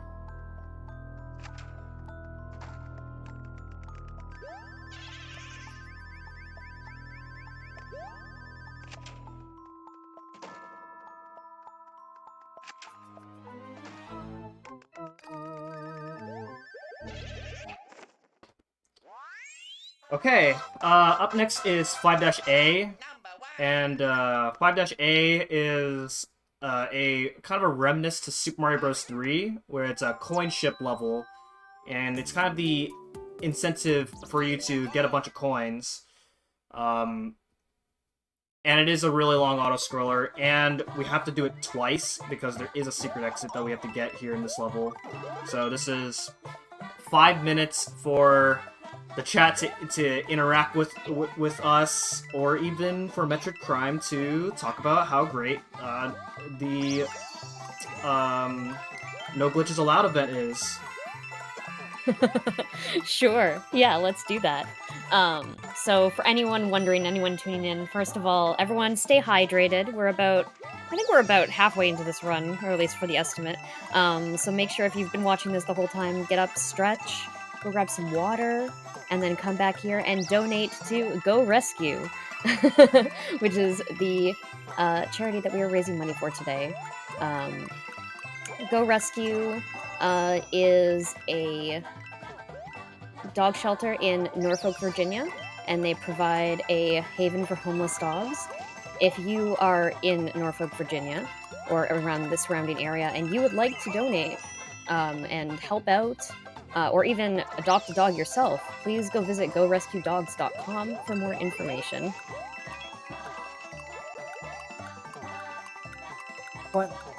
One thing I would also like to point out is that M-Chan is not just collecting all these coins for no reason. It is actually a part of the 100%, because it will help him. As he mentioned this early towards the beginning, but one of the conditions is also reaching max lives, and an auto scroller full of coins is one of the fastest ways to get a bunch of coins and lives.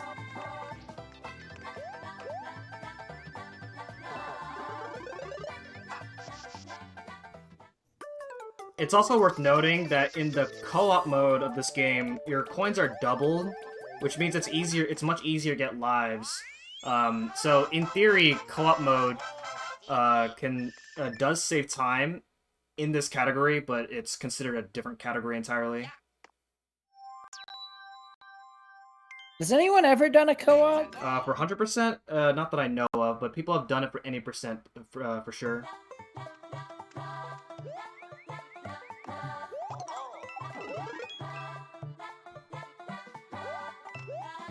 So I got the secret exit, and then now I have to do this level again. And doing the same thing.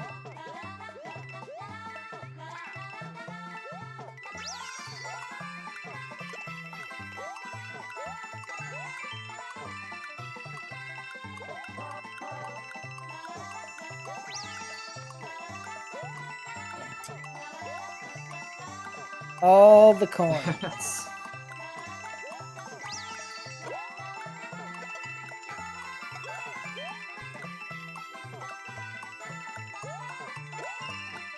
So Metroid Crime, we've seen a pretty wide variety of power-ups in this run so far. What's your favorite power-up that you've seen so far?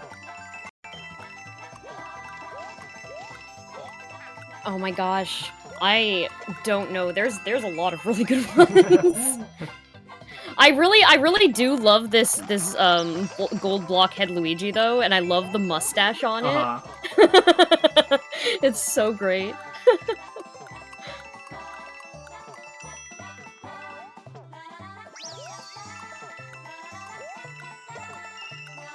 What about you, Pretends? Oh, I think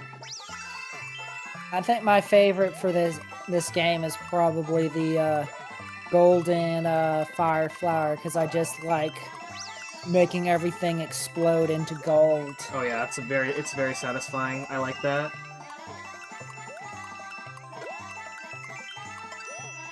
It's kind of unfortunate that the gold flower is you can only use it for one level at a time.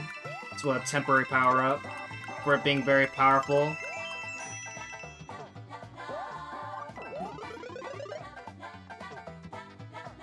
Alright, so coming up is 5 Castle. And 5 Castle has a major skip where you have to ride grates across a giant pool of lava, but with precise flying, we're going to be skipping that entirely. It's split into 3 different skips.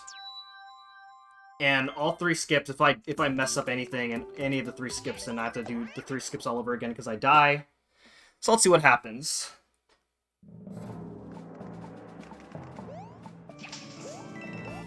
So first, I have to get up here. There are supposed to be hidden blocks that you use in order to get up here, but if you set up a triple jump, then you can get up here pretty easily. And here we go.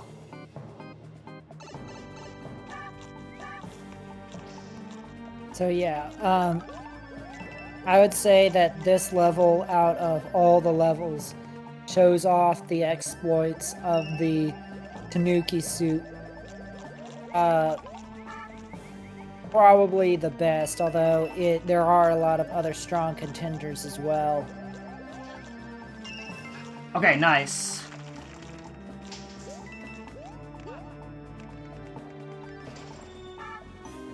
So there is another strat where you can get that 3rd coin and not have to use that grape, but currently no Hundo runner does that strat because it's really hard.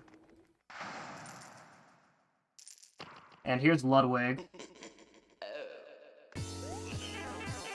Awesome. So what I did there was so I mentioned that when you ground pound mid-air, you gain a few pixels of extra height.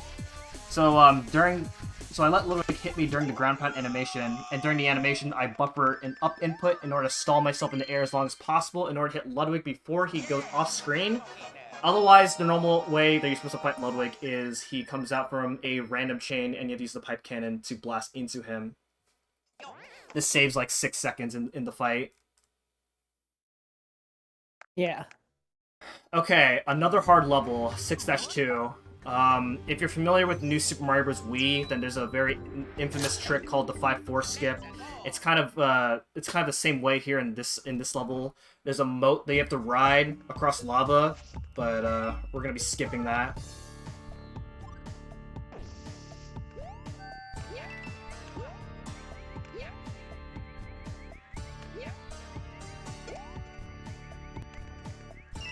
Okay, that's the first part. The second part is the hardest part because I have to get the 3rd coin using a Bob-omb as well as do the skip.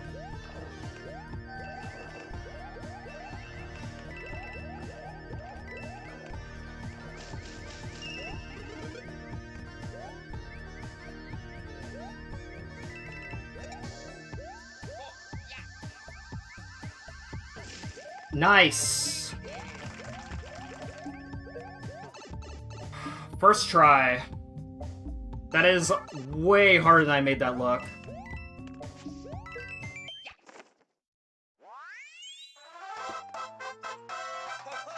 Number 1. Okay. Next level is 6-B, which also has another skip.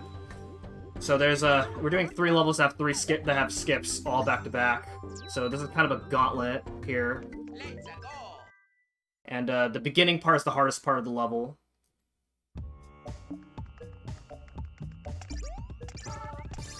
Okay, good.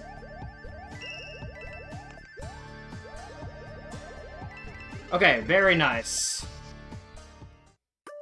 So that piece that I got right in the beginning, it's very easy for you to jump slightly too early and not make it to the other platform, and then you just die.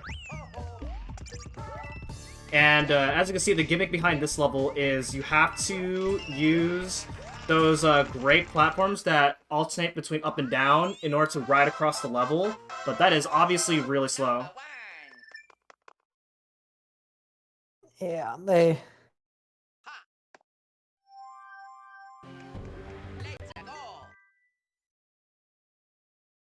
Alright, so the last level that we have to do in World 6 is 6-3. Fortunately, is a breather, as it's not as hard as 6-2 or 6-B. It's worth noting that some runners would actually do this route of World 6 in the any percent segment as opposed to now, in order to get those 2 levels out of the way early, as those 2 levels are really hard, and having to do those levels this late into the run can be pretty nerve-wracking if you're on a good pace.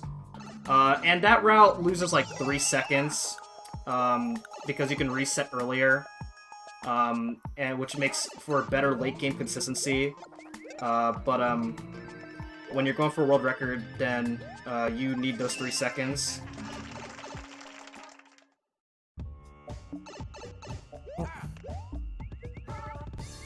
And the 3 seconds comes from you have to spend star coins at the signs, which gives you save prompts if you're doing this route in the any percent segment. Okay, so the last thing that we have to do here is spend star coins here, and then we're pretty much done with World 6, so now we can just travel back to Mushroom World. And since we already did a lot of Mushroom World already, we just have to do Mushroom 3 and Mushroom Castle, so 2 levels. Mushroom 3 is an auto-scroller, so donations are fine.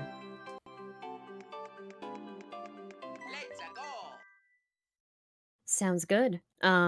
Just a little reminder, everyone, you're watching No Glitches Allowed 9. This is an event dedicated to speedruns with very few glitches or without glitches entirely. This includes no major glitches, glitchless, and any other run that doesn't have significant tricks or skips. If you'd like to help with future events, we always host volunteer applications before our events.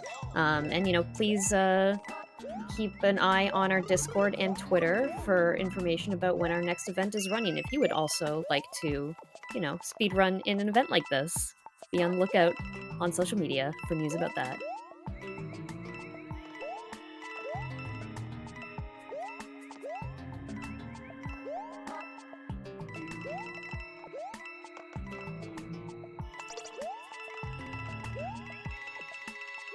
So from here on out,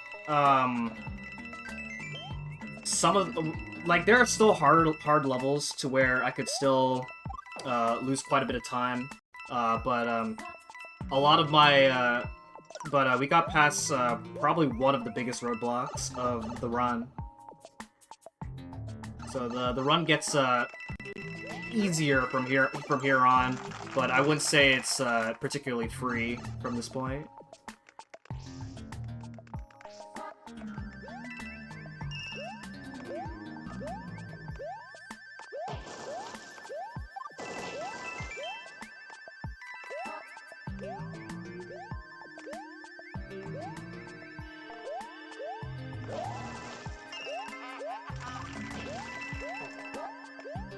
So I built up piece speed, and that's so I could save time at the end of this level, as normally there's like a huge wall that I have to wait to raise down, but with the piece speed I can just fly over this wall like this, and it saves about a few seconds.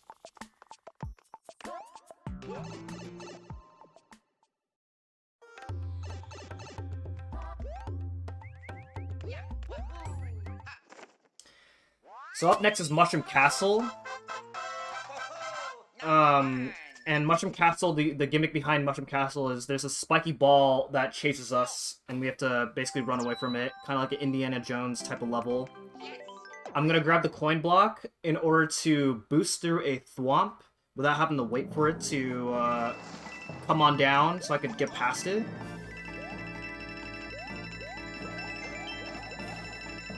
Right here, and then use the items to boost through that thwomp. Grab this coin, dodge all these whomps,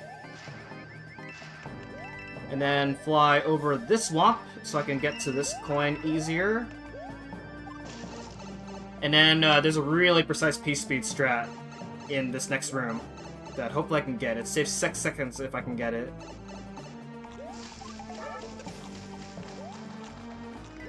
I got it.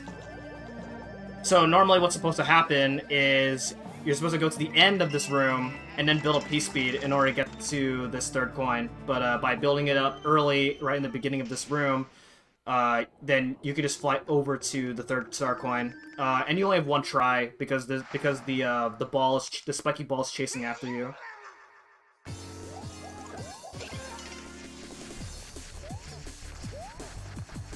So here's Larry Koopa. And, with Larry Koopa, he will not come out of his shell if you're on the same side as him. I just kind of hang around, and when I know he's about to come out of his shell, I just run to Larry Koopa. And that is Mushroom World completed. And so by completing Mushroom World, this will take us back to World 3.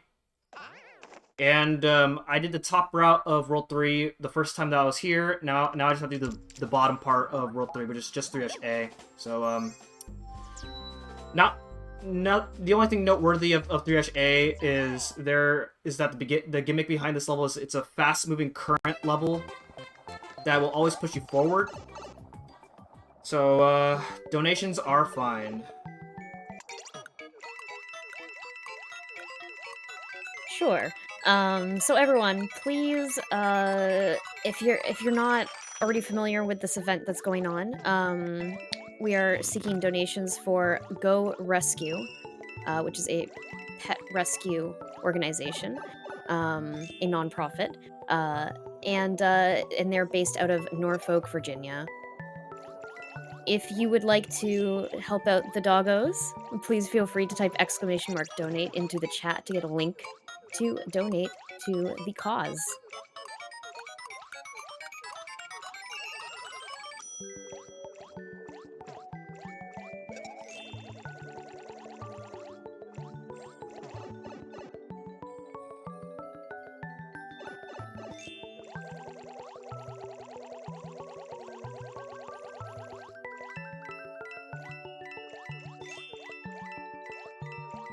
Also, while we're in the water level, just a gentle reminder, everyone, to stay hydrated.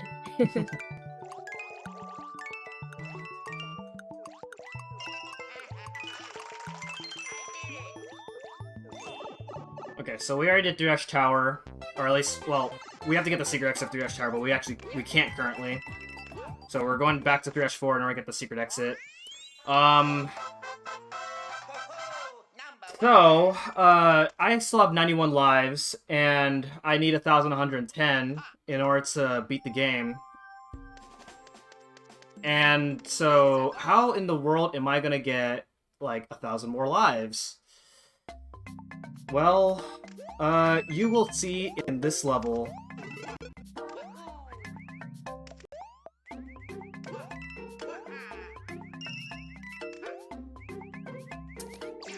Oh, yes.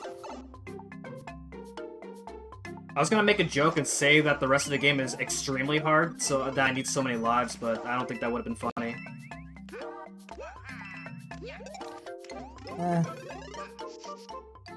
Alright, so if I do this right, I'm going to...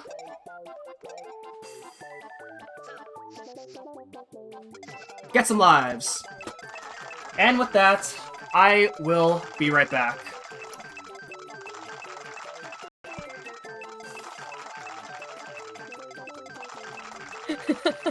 This is excellent. Oh, yeah. Yeah, there is a similar trick in Super Mario 3D World where you can infinitely jump on a shell, but this setup is a lot better at self-maintaining. Yeah, also, for those who want to see the climb, you can see M-Chan's life counter on the lower left screen in the corner.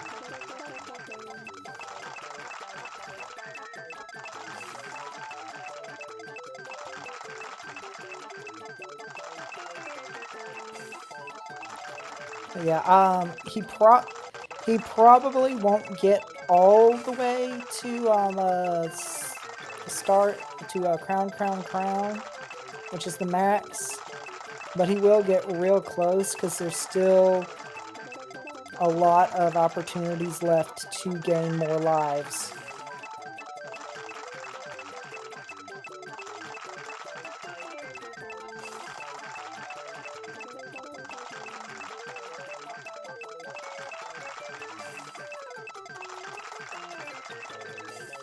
So yeah, this is the infinite one-up trick, and it's very well known in a lot of 2D Mario games where they have a way where you can get lots of lives.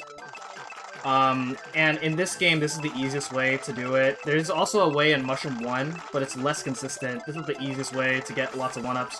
There's also a way where if you're doing this level in the coin rush mode, you can rack up 30,000 coins for every few minutes. And just do the one-up trick in the coin rush mode, and you get lots of coins.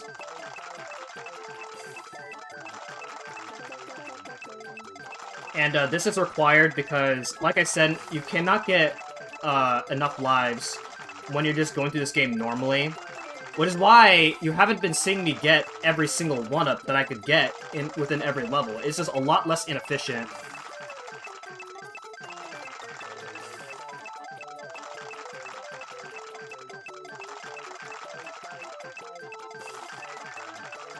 It's also worth noting that you need max lives at the end of the game in order for it to count as 100%. So, which means that I have to try to not die at the very last level. That's not good.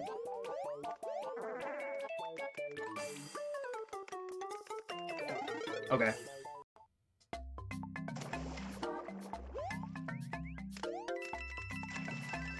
Okay, so I actually got a few extra lives than I would normally get when I'm just doing attempts. And that's just in case I die.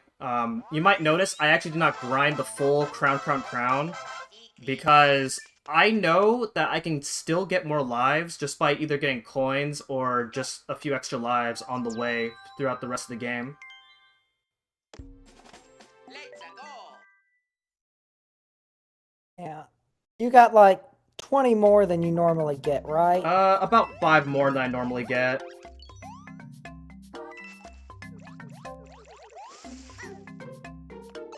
Just to give myself a little bit of leniency with the life count. So from here on out, if I die, then it makes getting max lives a little bit scarier, but you're generally fine. Alright, so this level is a pretty scary auto-scroller, as you do have to do this entire level as mini Luigi. And if you know anything about mini physics, it's they're not very good. Now, there's actually a bottom route that you could take in this level, and you do go through an easier path, but the unfortunate downside is you miss out on getting any of the star coins. So you have to take the top pipe at the beginning of the level.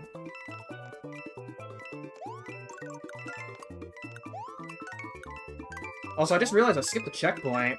Hopefully I don't die.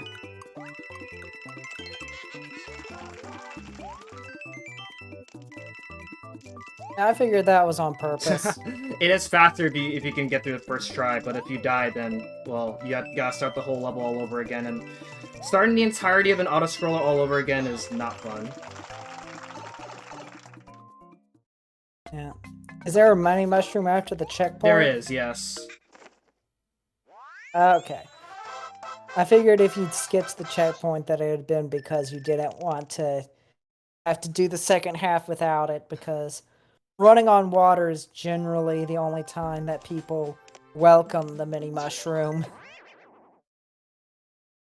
Okay, so while we're mini, we're gonna use that to do 3-Tower.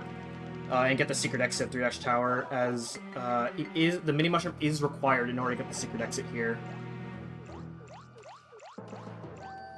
So with that, more donations would be fine until I go back to Flower World. Sounds good.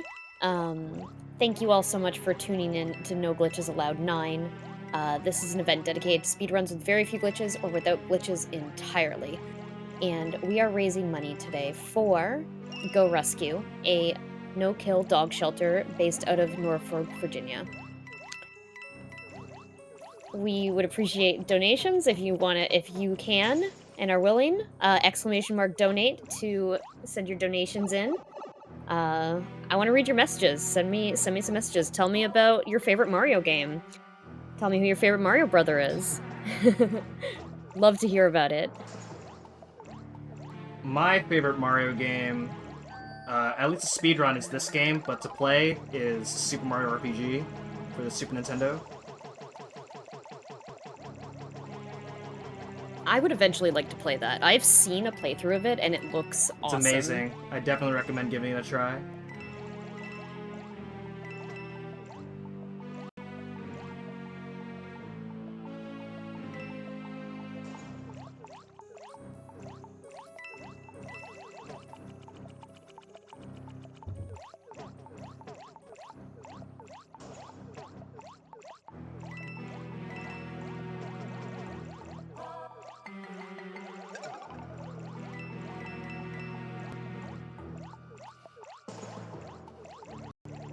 What about you, Pretends?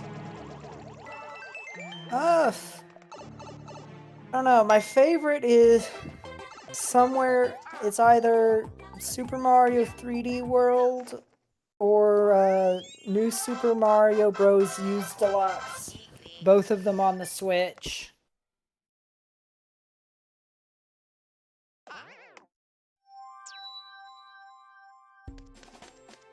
Let's go.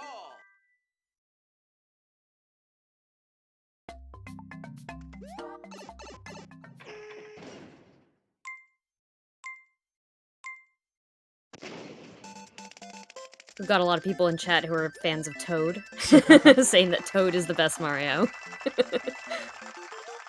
Maybe the best character. I don't know about Mario.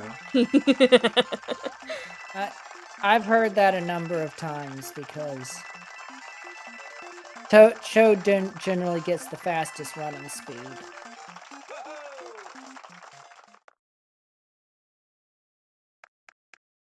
Okay, so back to Flower World. We already did Flower 1, so we're gonna go straight to Flower Ghost. Flower Ghost is a pretty interesting level. I like the concept of this level. So you basically climb up to the top of this level right here. Okay, that was not what I wanted to do.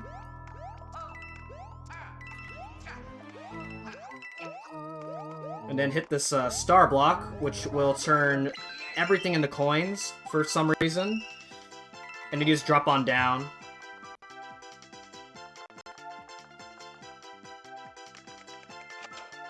I drop down over here, and this will get me to the secret exit of this level.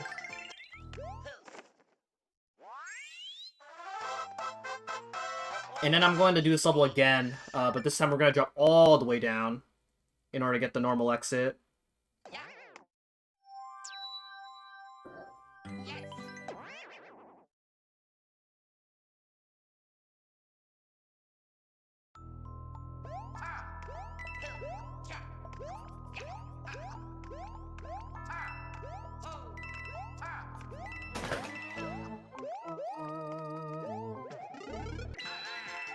So let's drop all the way down. And our good friend, the Big Boo, is back. So once again, you want to always be facing right. Otherwise, if you face left at him, then he stops the progression of the level. Yeah. There will be one brief moment where we have to face left. So you'll see how much effort M-Chan has to put in in to keep this boom moving all the time when he has to do it. Yeah. When he has to go left. Here it is.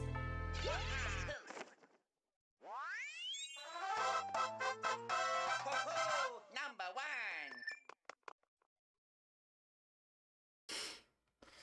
Okay, so that's both exits of the ghost house. So we're actually gonna go do this level next.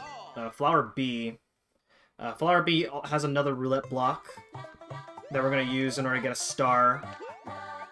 In this level, there's Lakitu, and you're supposed to use Lakitu in order to get the star coins, but we can just fly up to the star coins. I guess you can call these Lakitu skips? Definitely not a trick from Mario 64.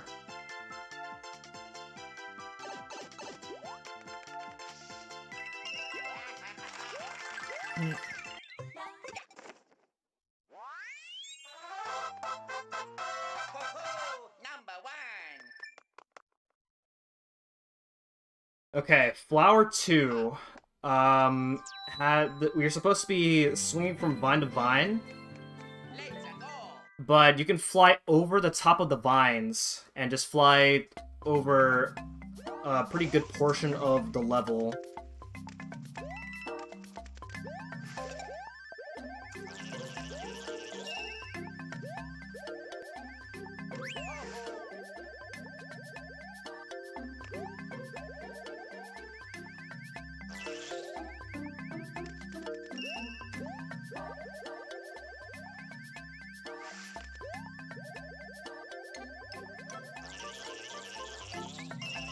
Nice!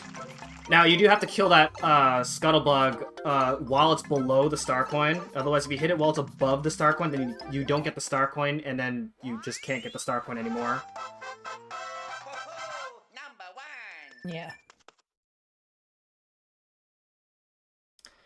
Yeah. Okay, Flower 3 is another very difficult level. Any level that involves using the mini mushroom is hard.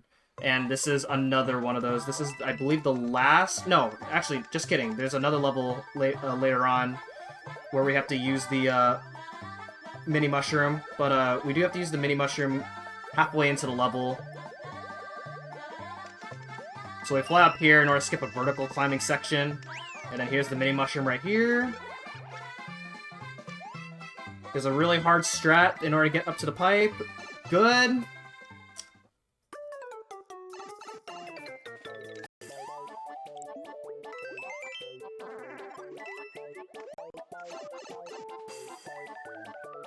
We're gonna do 2 hovers in order to get on top of the pipe.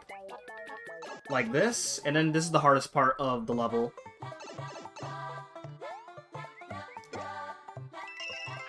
Awesome. So if you mess up, if you get hit... Perfect landing. Yeah, it's very, very precise landing on those Koopa Troopas. You're supposed to use the mini mushroom in order to bounce off of those Koopas to get that coin, as well as get past that part of the level. But if you are very precise with your landings, then you can just grab the star coin and then make it over much quicker than using the mini mushroom. If you get hit though, then you just die.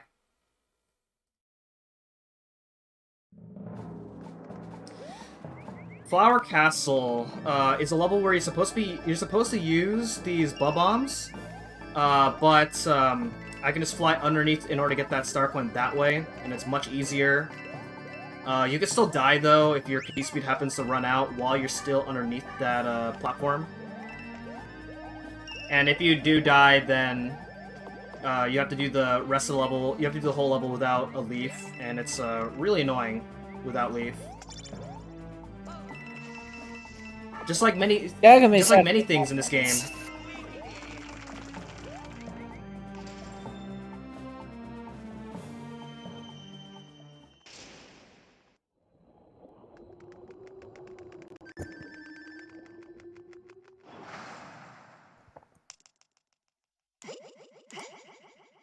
Okay, Wendy Koopa is really easy. He always comes out of his shell on the right side, so I just hang around the right side.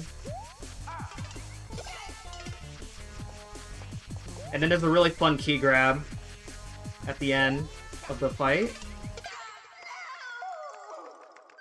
Yeah. Basically, you can just always press this button, and while you're waiting for the key to come down.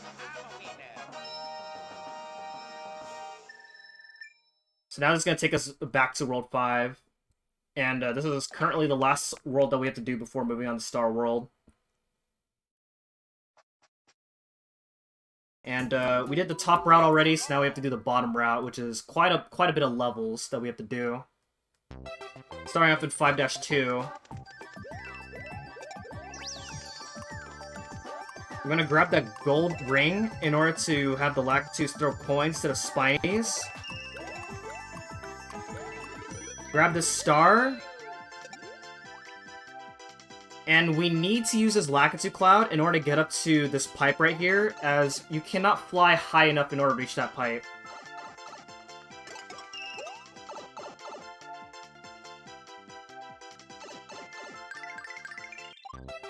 And then coming up is another Lakitu skip.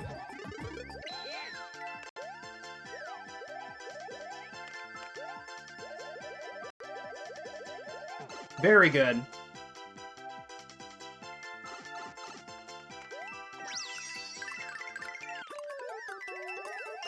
And then fly up to the coins without having to use those Lakitus there. So very good level right there. Very easy to lose your leaf, and fortunately we did not run into any of those issues. Yes.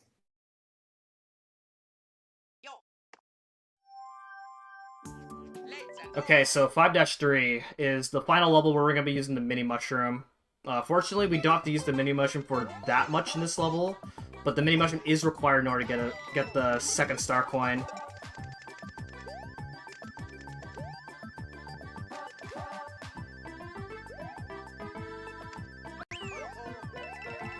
You're supposed to use these pipe cannons in order to get to different places of the level, but we can just fly to where we need to go instead of using the pipe cannons. So here's the mini mushroom. Yeah. And I blast over to the second coin right here, and then I equip my leaf immediately because I don't need the mini mushroom anymore. And I'm going to use a shell in order to get this third star coin. You're supposed to use a pipe cannon in order to get to this third coin. But we can just use the shell to grab it for us, and then there we go. Okay, 5-Tower is the hardest level of World 5. There are 2 skips. You're supposed to use a grate to ride across the top of the level, and there's rising lava. So if you're doing the skip, you have to commit to it. You can't just back out of it. Once you commit to it, you have to do it. And this is like a make or break point of a lot of different categories that actually do 5-Tower, which is like 2.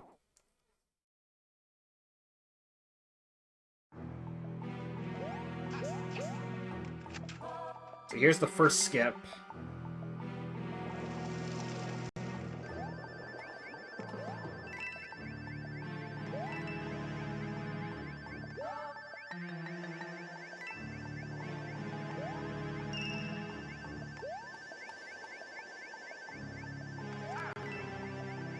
Okay, nice. That is the first part. I'm gonna grab this extra leaf right here in case I die. It would be faster to equip this leaf rather than dying and go into a toad house to get another leaf. I'm gonna go for a hard strat. I'll do it once. If I die, then I'll go for the safer strat.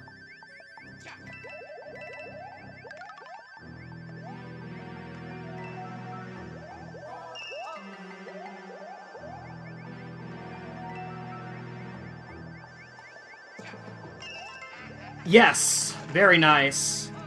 That wall jump is very, very precise in order to get that star coin while still maintaining your P-speed. If you lose P-speed there, then you just die. Yeah.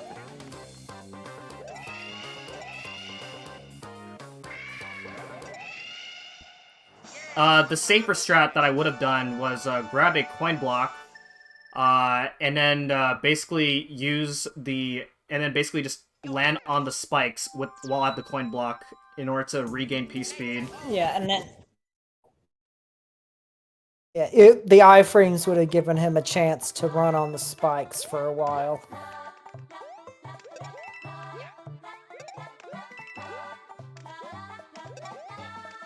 Okay, 5-4 has these mushrooms. The blue mushrooms go down and the pink mushrooms go up. That is the main gimmick of this level right here.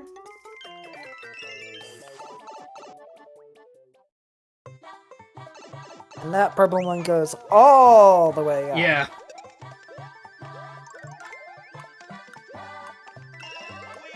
Okay, very nice. Alright, very simple level to do.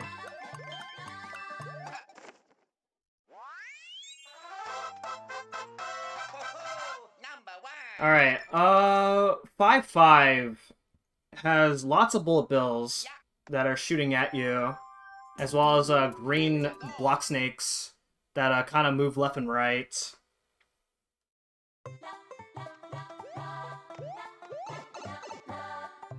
We're gonna go ahead and stand on top of this bullet cannon in order to spawn that first coin. I'm also not getting P-speed, as I want to be able to do some strats without the P-speed physics, as it's much easier that way. Okay, very nice. Okay, so I still have my second leaf, so I'm going to do a pretty hard strat in order to get the third coin. Good!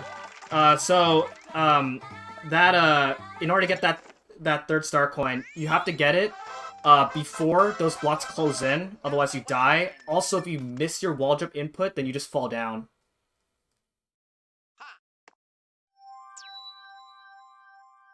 Otherwise, you could just wait for a bullet bill and land on the bullet bill right as you get that star coin.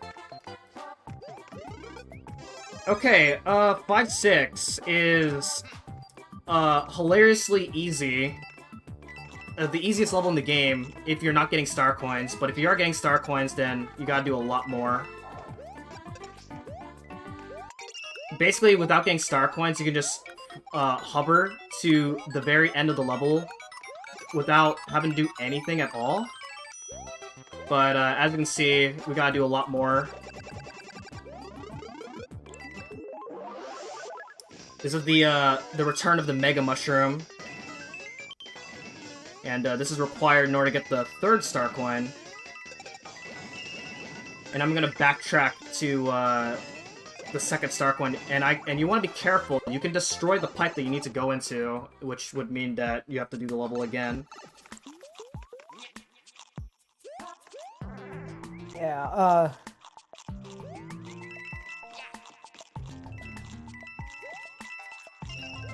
Okay, good. Did not lose my leaf, so that's good. Might now be a good time for a donation reading? Yeah. Sure, okay. Great Newtons donated $10 and said, donating for Toad, who is both my favorite Mario brother and my favorite dog? Mush woof! Thank you, Newtons. Okay, so we already did 5 castles, so that notification basically lets us know that we got every star coin. And now we can go straight to Star World. Star World is 8 levels in a row, no shortcuts. We have to do all 8 levels. Also, Star World has moon coins, and we do have to get all the moon coins in order to satisfy 100%. yeah. Moon coins are different than star coins. And coins.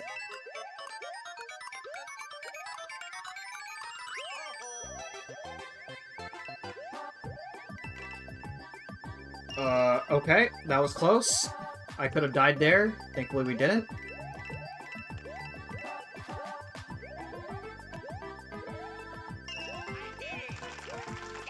Very nice. So Star World is generally known in, or at least any bonus secret world that gets unlocked when you beat the game in a lot of Mario games, they're generally known for being very difficult. Star World is generally fine as long as everything actually does go well, but there are a few hard levels, so we'll see what happens here. I'm gonna grab that extra link for safety.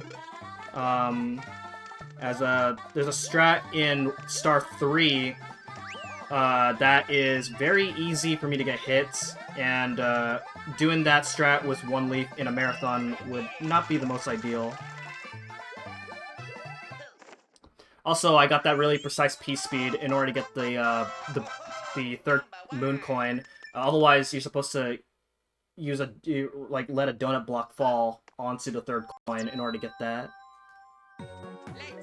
So you save about 3 seconds. Okay, so Star 3. So here's has the hard strat where I'm taking it safe by grabbing another leaf. Otherwise, in attempts, I wouldn't actually do it. Okay, we didn't get hit there. It's very easy for you to get hit. You have to very precisely squeeze through those Eries without getting hit.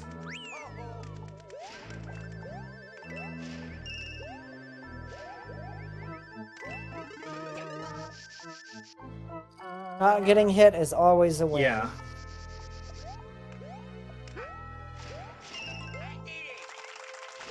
Okay, very nice.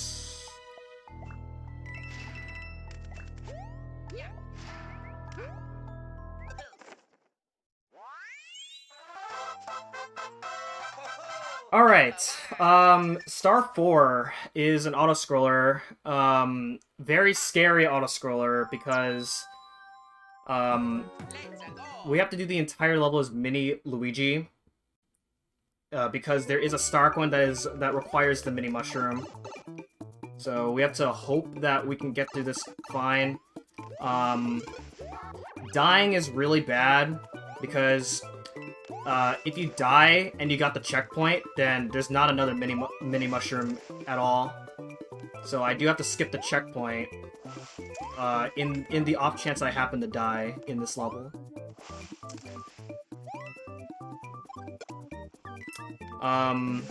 Otherwise, donations are fine. Sounds good. We got a $110 donation from Mash, who says, I love all the cuties who have been here this week watching, participating, or helping out with the event in support of Go Rescue. You are all wonderful. Hugs and kisses. Mash. Thank you so much, Mash, for that donation. And everyone, we're coming up on the end of the event soon. There's one more run after this one, so please feel free to type !donate into the chat to donate towards a good cause. Go Rescue.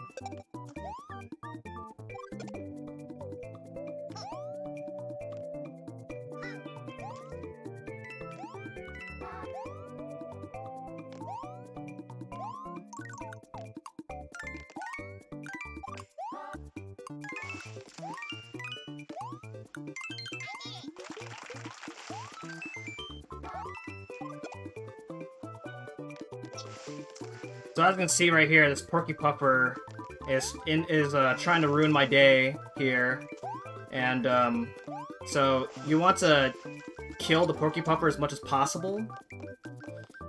He does come back every single time, but each time you kill him, the more he's out of the way, and you want to kill him as much as you can because obviously when you're mini, then it's really scary to deal with him.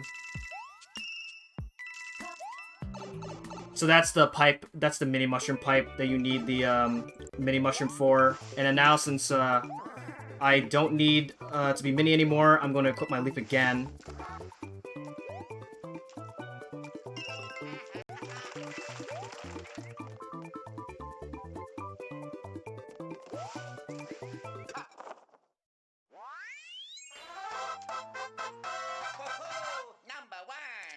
Alright, so Star 5 is another level where we have to deal with Lakitu once more. So, And there's a couple moon coins that require Lakitu, but we can just fly up to get them instead.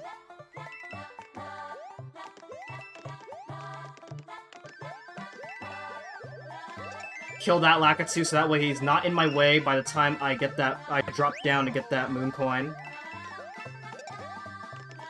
Fly underneath here in order to get that moon coin, and then we're going to fly up to the top. Normally you need Lakitu in order to get up to that pipe, but we can just fly up there instead.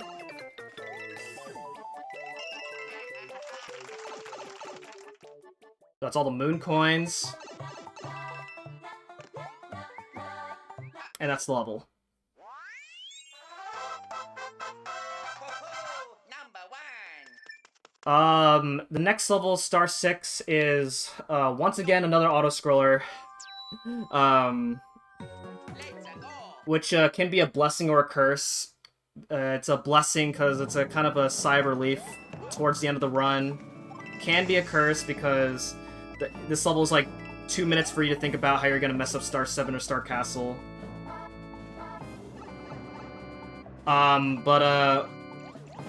Nothing noteworthy to say about this level, so donations are fine. I will say, for an underwater auto-scroller, it does look pretty. Oh yeah, it looks pretty cool. Yeah, I really do like the background there. It is very pretty.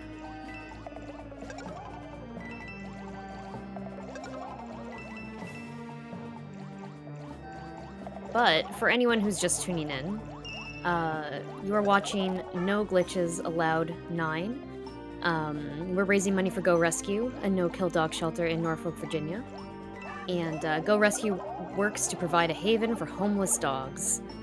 So please feel free to type !donate into the chat to get a link to donate to a wonderful cause. Let's help out some doggos.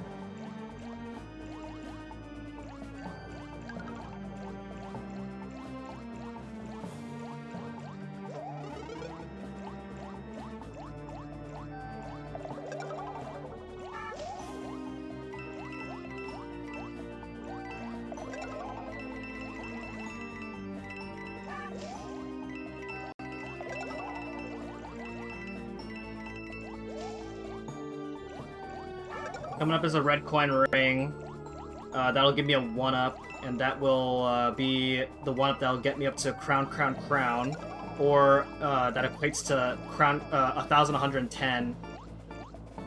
So, assuming I don't die, then this will satisfy another 100% requirement, so which means I have to try not to die in the last 2 levels. And hopefully I didn't say that too early. It'll be fine. Sending all the energy. Unless Come on, it's chat. not, in which case, you know what? Come on, chat. Can we get some energy in chat for M-Chan over here? Number Hype. 1. Yo. Let's go. Alright, Star 7. What can I say about Star 7?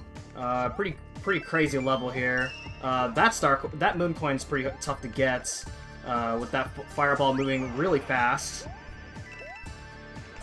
Get this hidden vine block in order to get up to the second moon coin here.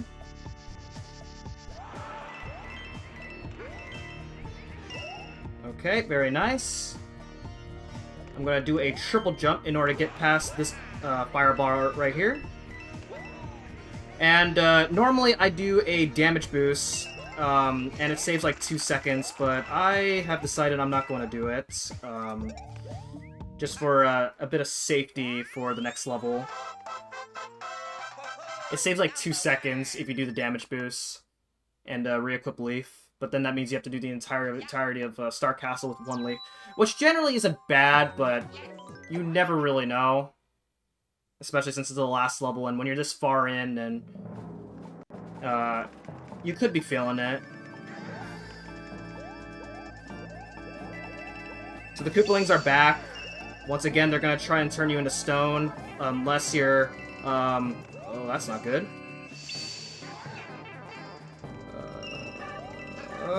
Did I make it? I made it. Okay. Alright, we're fine. So that's one of the things that could happen. Fortunately, there is a leak that I can get in here in this level, or in this room. Just like that.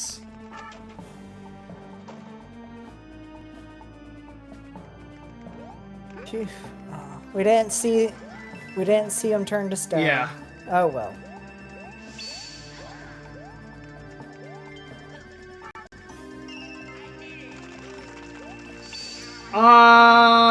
Oh no. Okay, that's not good. I hope I can get 36 more coins at the end of this.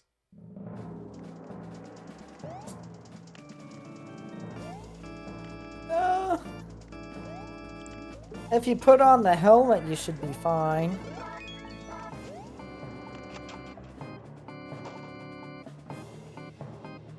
Okay, so that's 3 deaths? Oh yeah, $9. Oh man.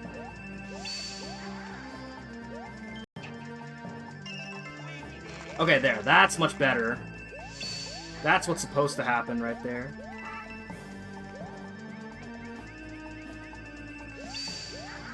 Okay, so you do have to ride this block snake all the way through, except for this part. This part we're actually going to skip the rest of the block snake.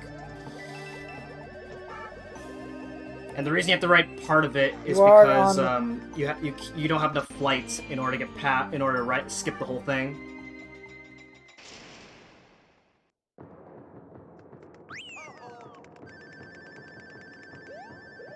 I don't know if there's 15 more coins in the game.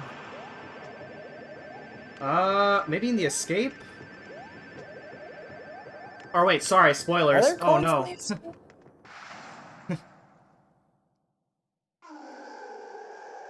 Alright, here's Dry Bowser. The secret boss. And there we go.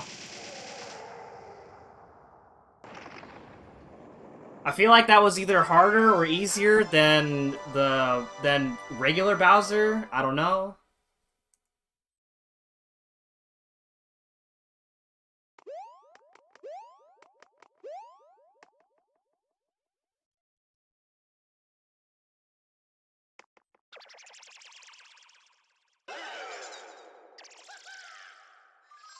But the Koopalings are back. This is suspiciously familiar.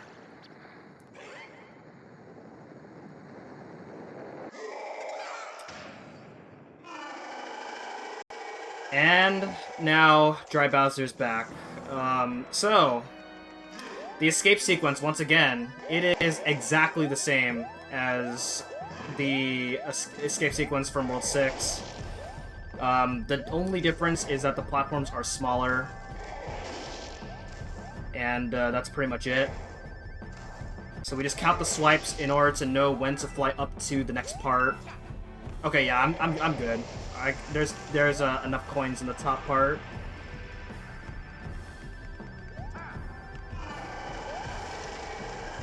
Okay.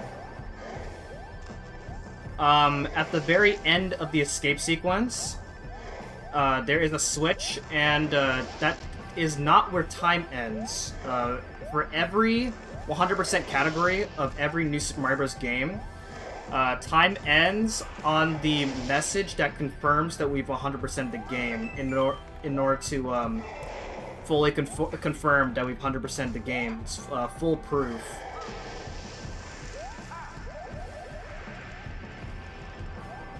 Yeah, you get special notification. Yeah. So, while there's not really much to say here, I just want to thank the No Glitches staff for allowing me to participate in this event once again. It's been a lot of fun being able to showcase two of my favorite speed games in this event this time around. And I also want to thank Pretends for hanging out with me. It's been a lot of fun. Game's always a blast.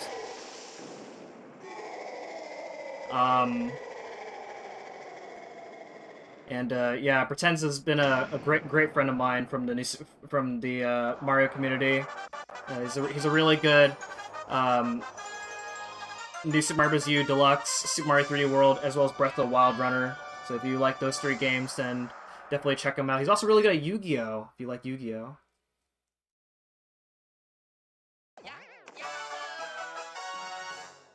Alright. Thank you. Get ready on time. Time. Wow! 2:43? Oh my goodness. That's a really good time, considering the 3 deaths I made in this run. Yeah.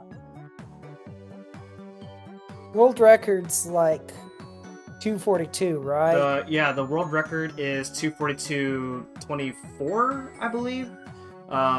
So I was a minute and a half off of the world record in this run, and despite with the 3 deaths, excluding the 3 deaths, I feel like I performed a lot of the things that I wanted to do well. This is a really hard category, and I executed many of the hard stuff that I wanted to pull off. So I'm really happy with this run. Also, further confirmation, there's the 5 stars right here, which confirms the full 100%. Do I have time to show off a rainbow level before I move on to the last run?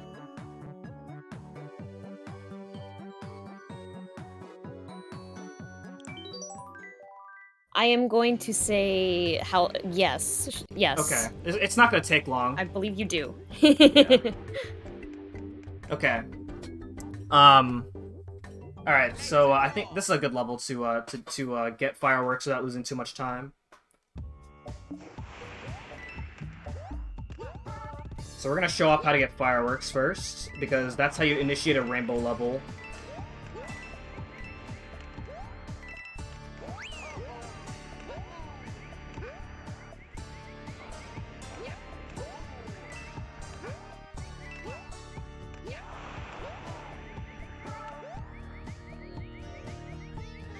Okay, so I ended up with 66 because I'm in World 6.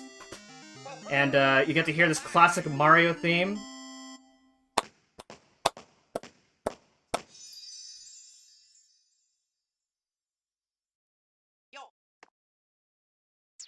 And there's the rainbow level. So we're gonna go ahead and show off a rainbow level. Each world has a different rainbow level. I'm not gonna show off all of them. I'll just show off one. And basically these levels just give you coins and that's it.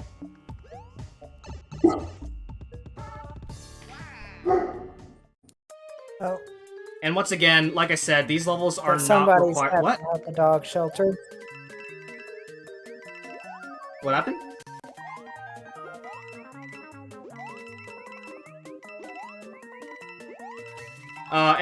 And once again, these levels are not required for 100% whatsoever. As you can see, I just got the 5 stars without doing a single rainbow level.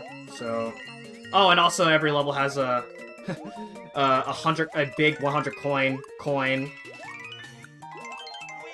And if you can get the red coins here in the rainbow level, then you get a gold flower in your inventory. And then the rest of this is you can just fall down, and then that's the level. So that's what a rainbow level looks like, basically.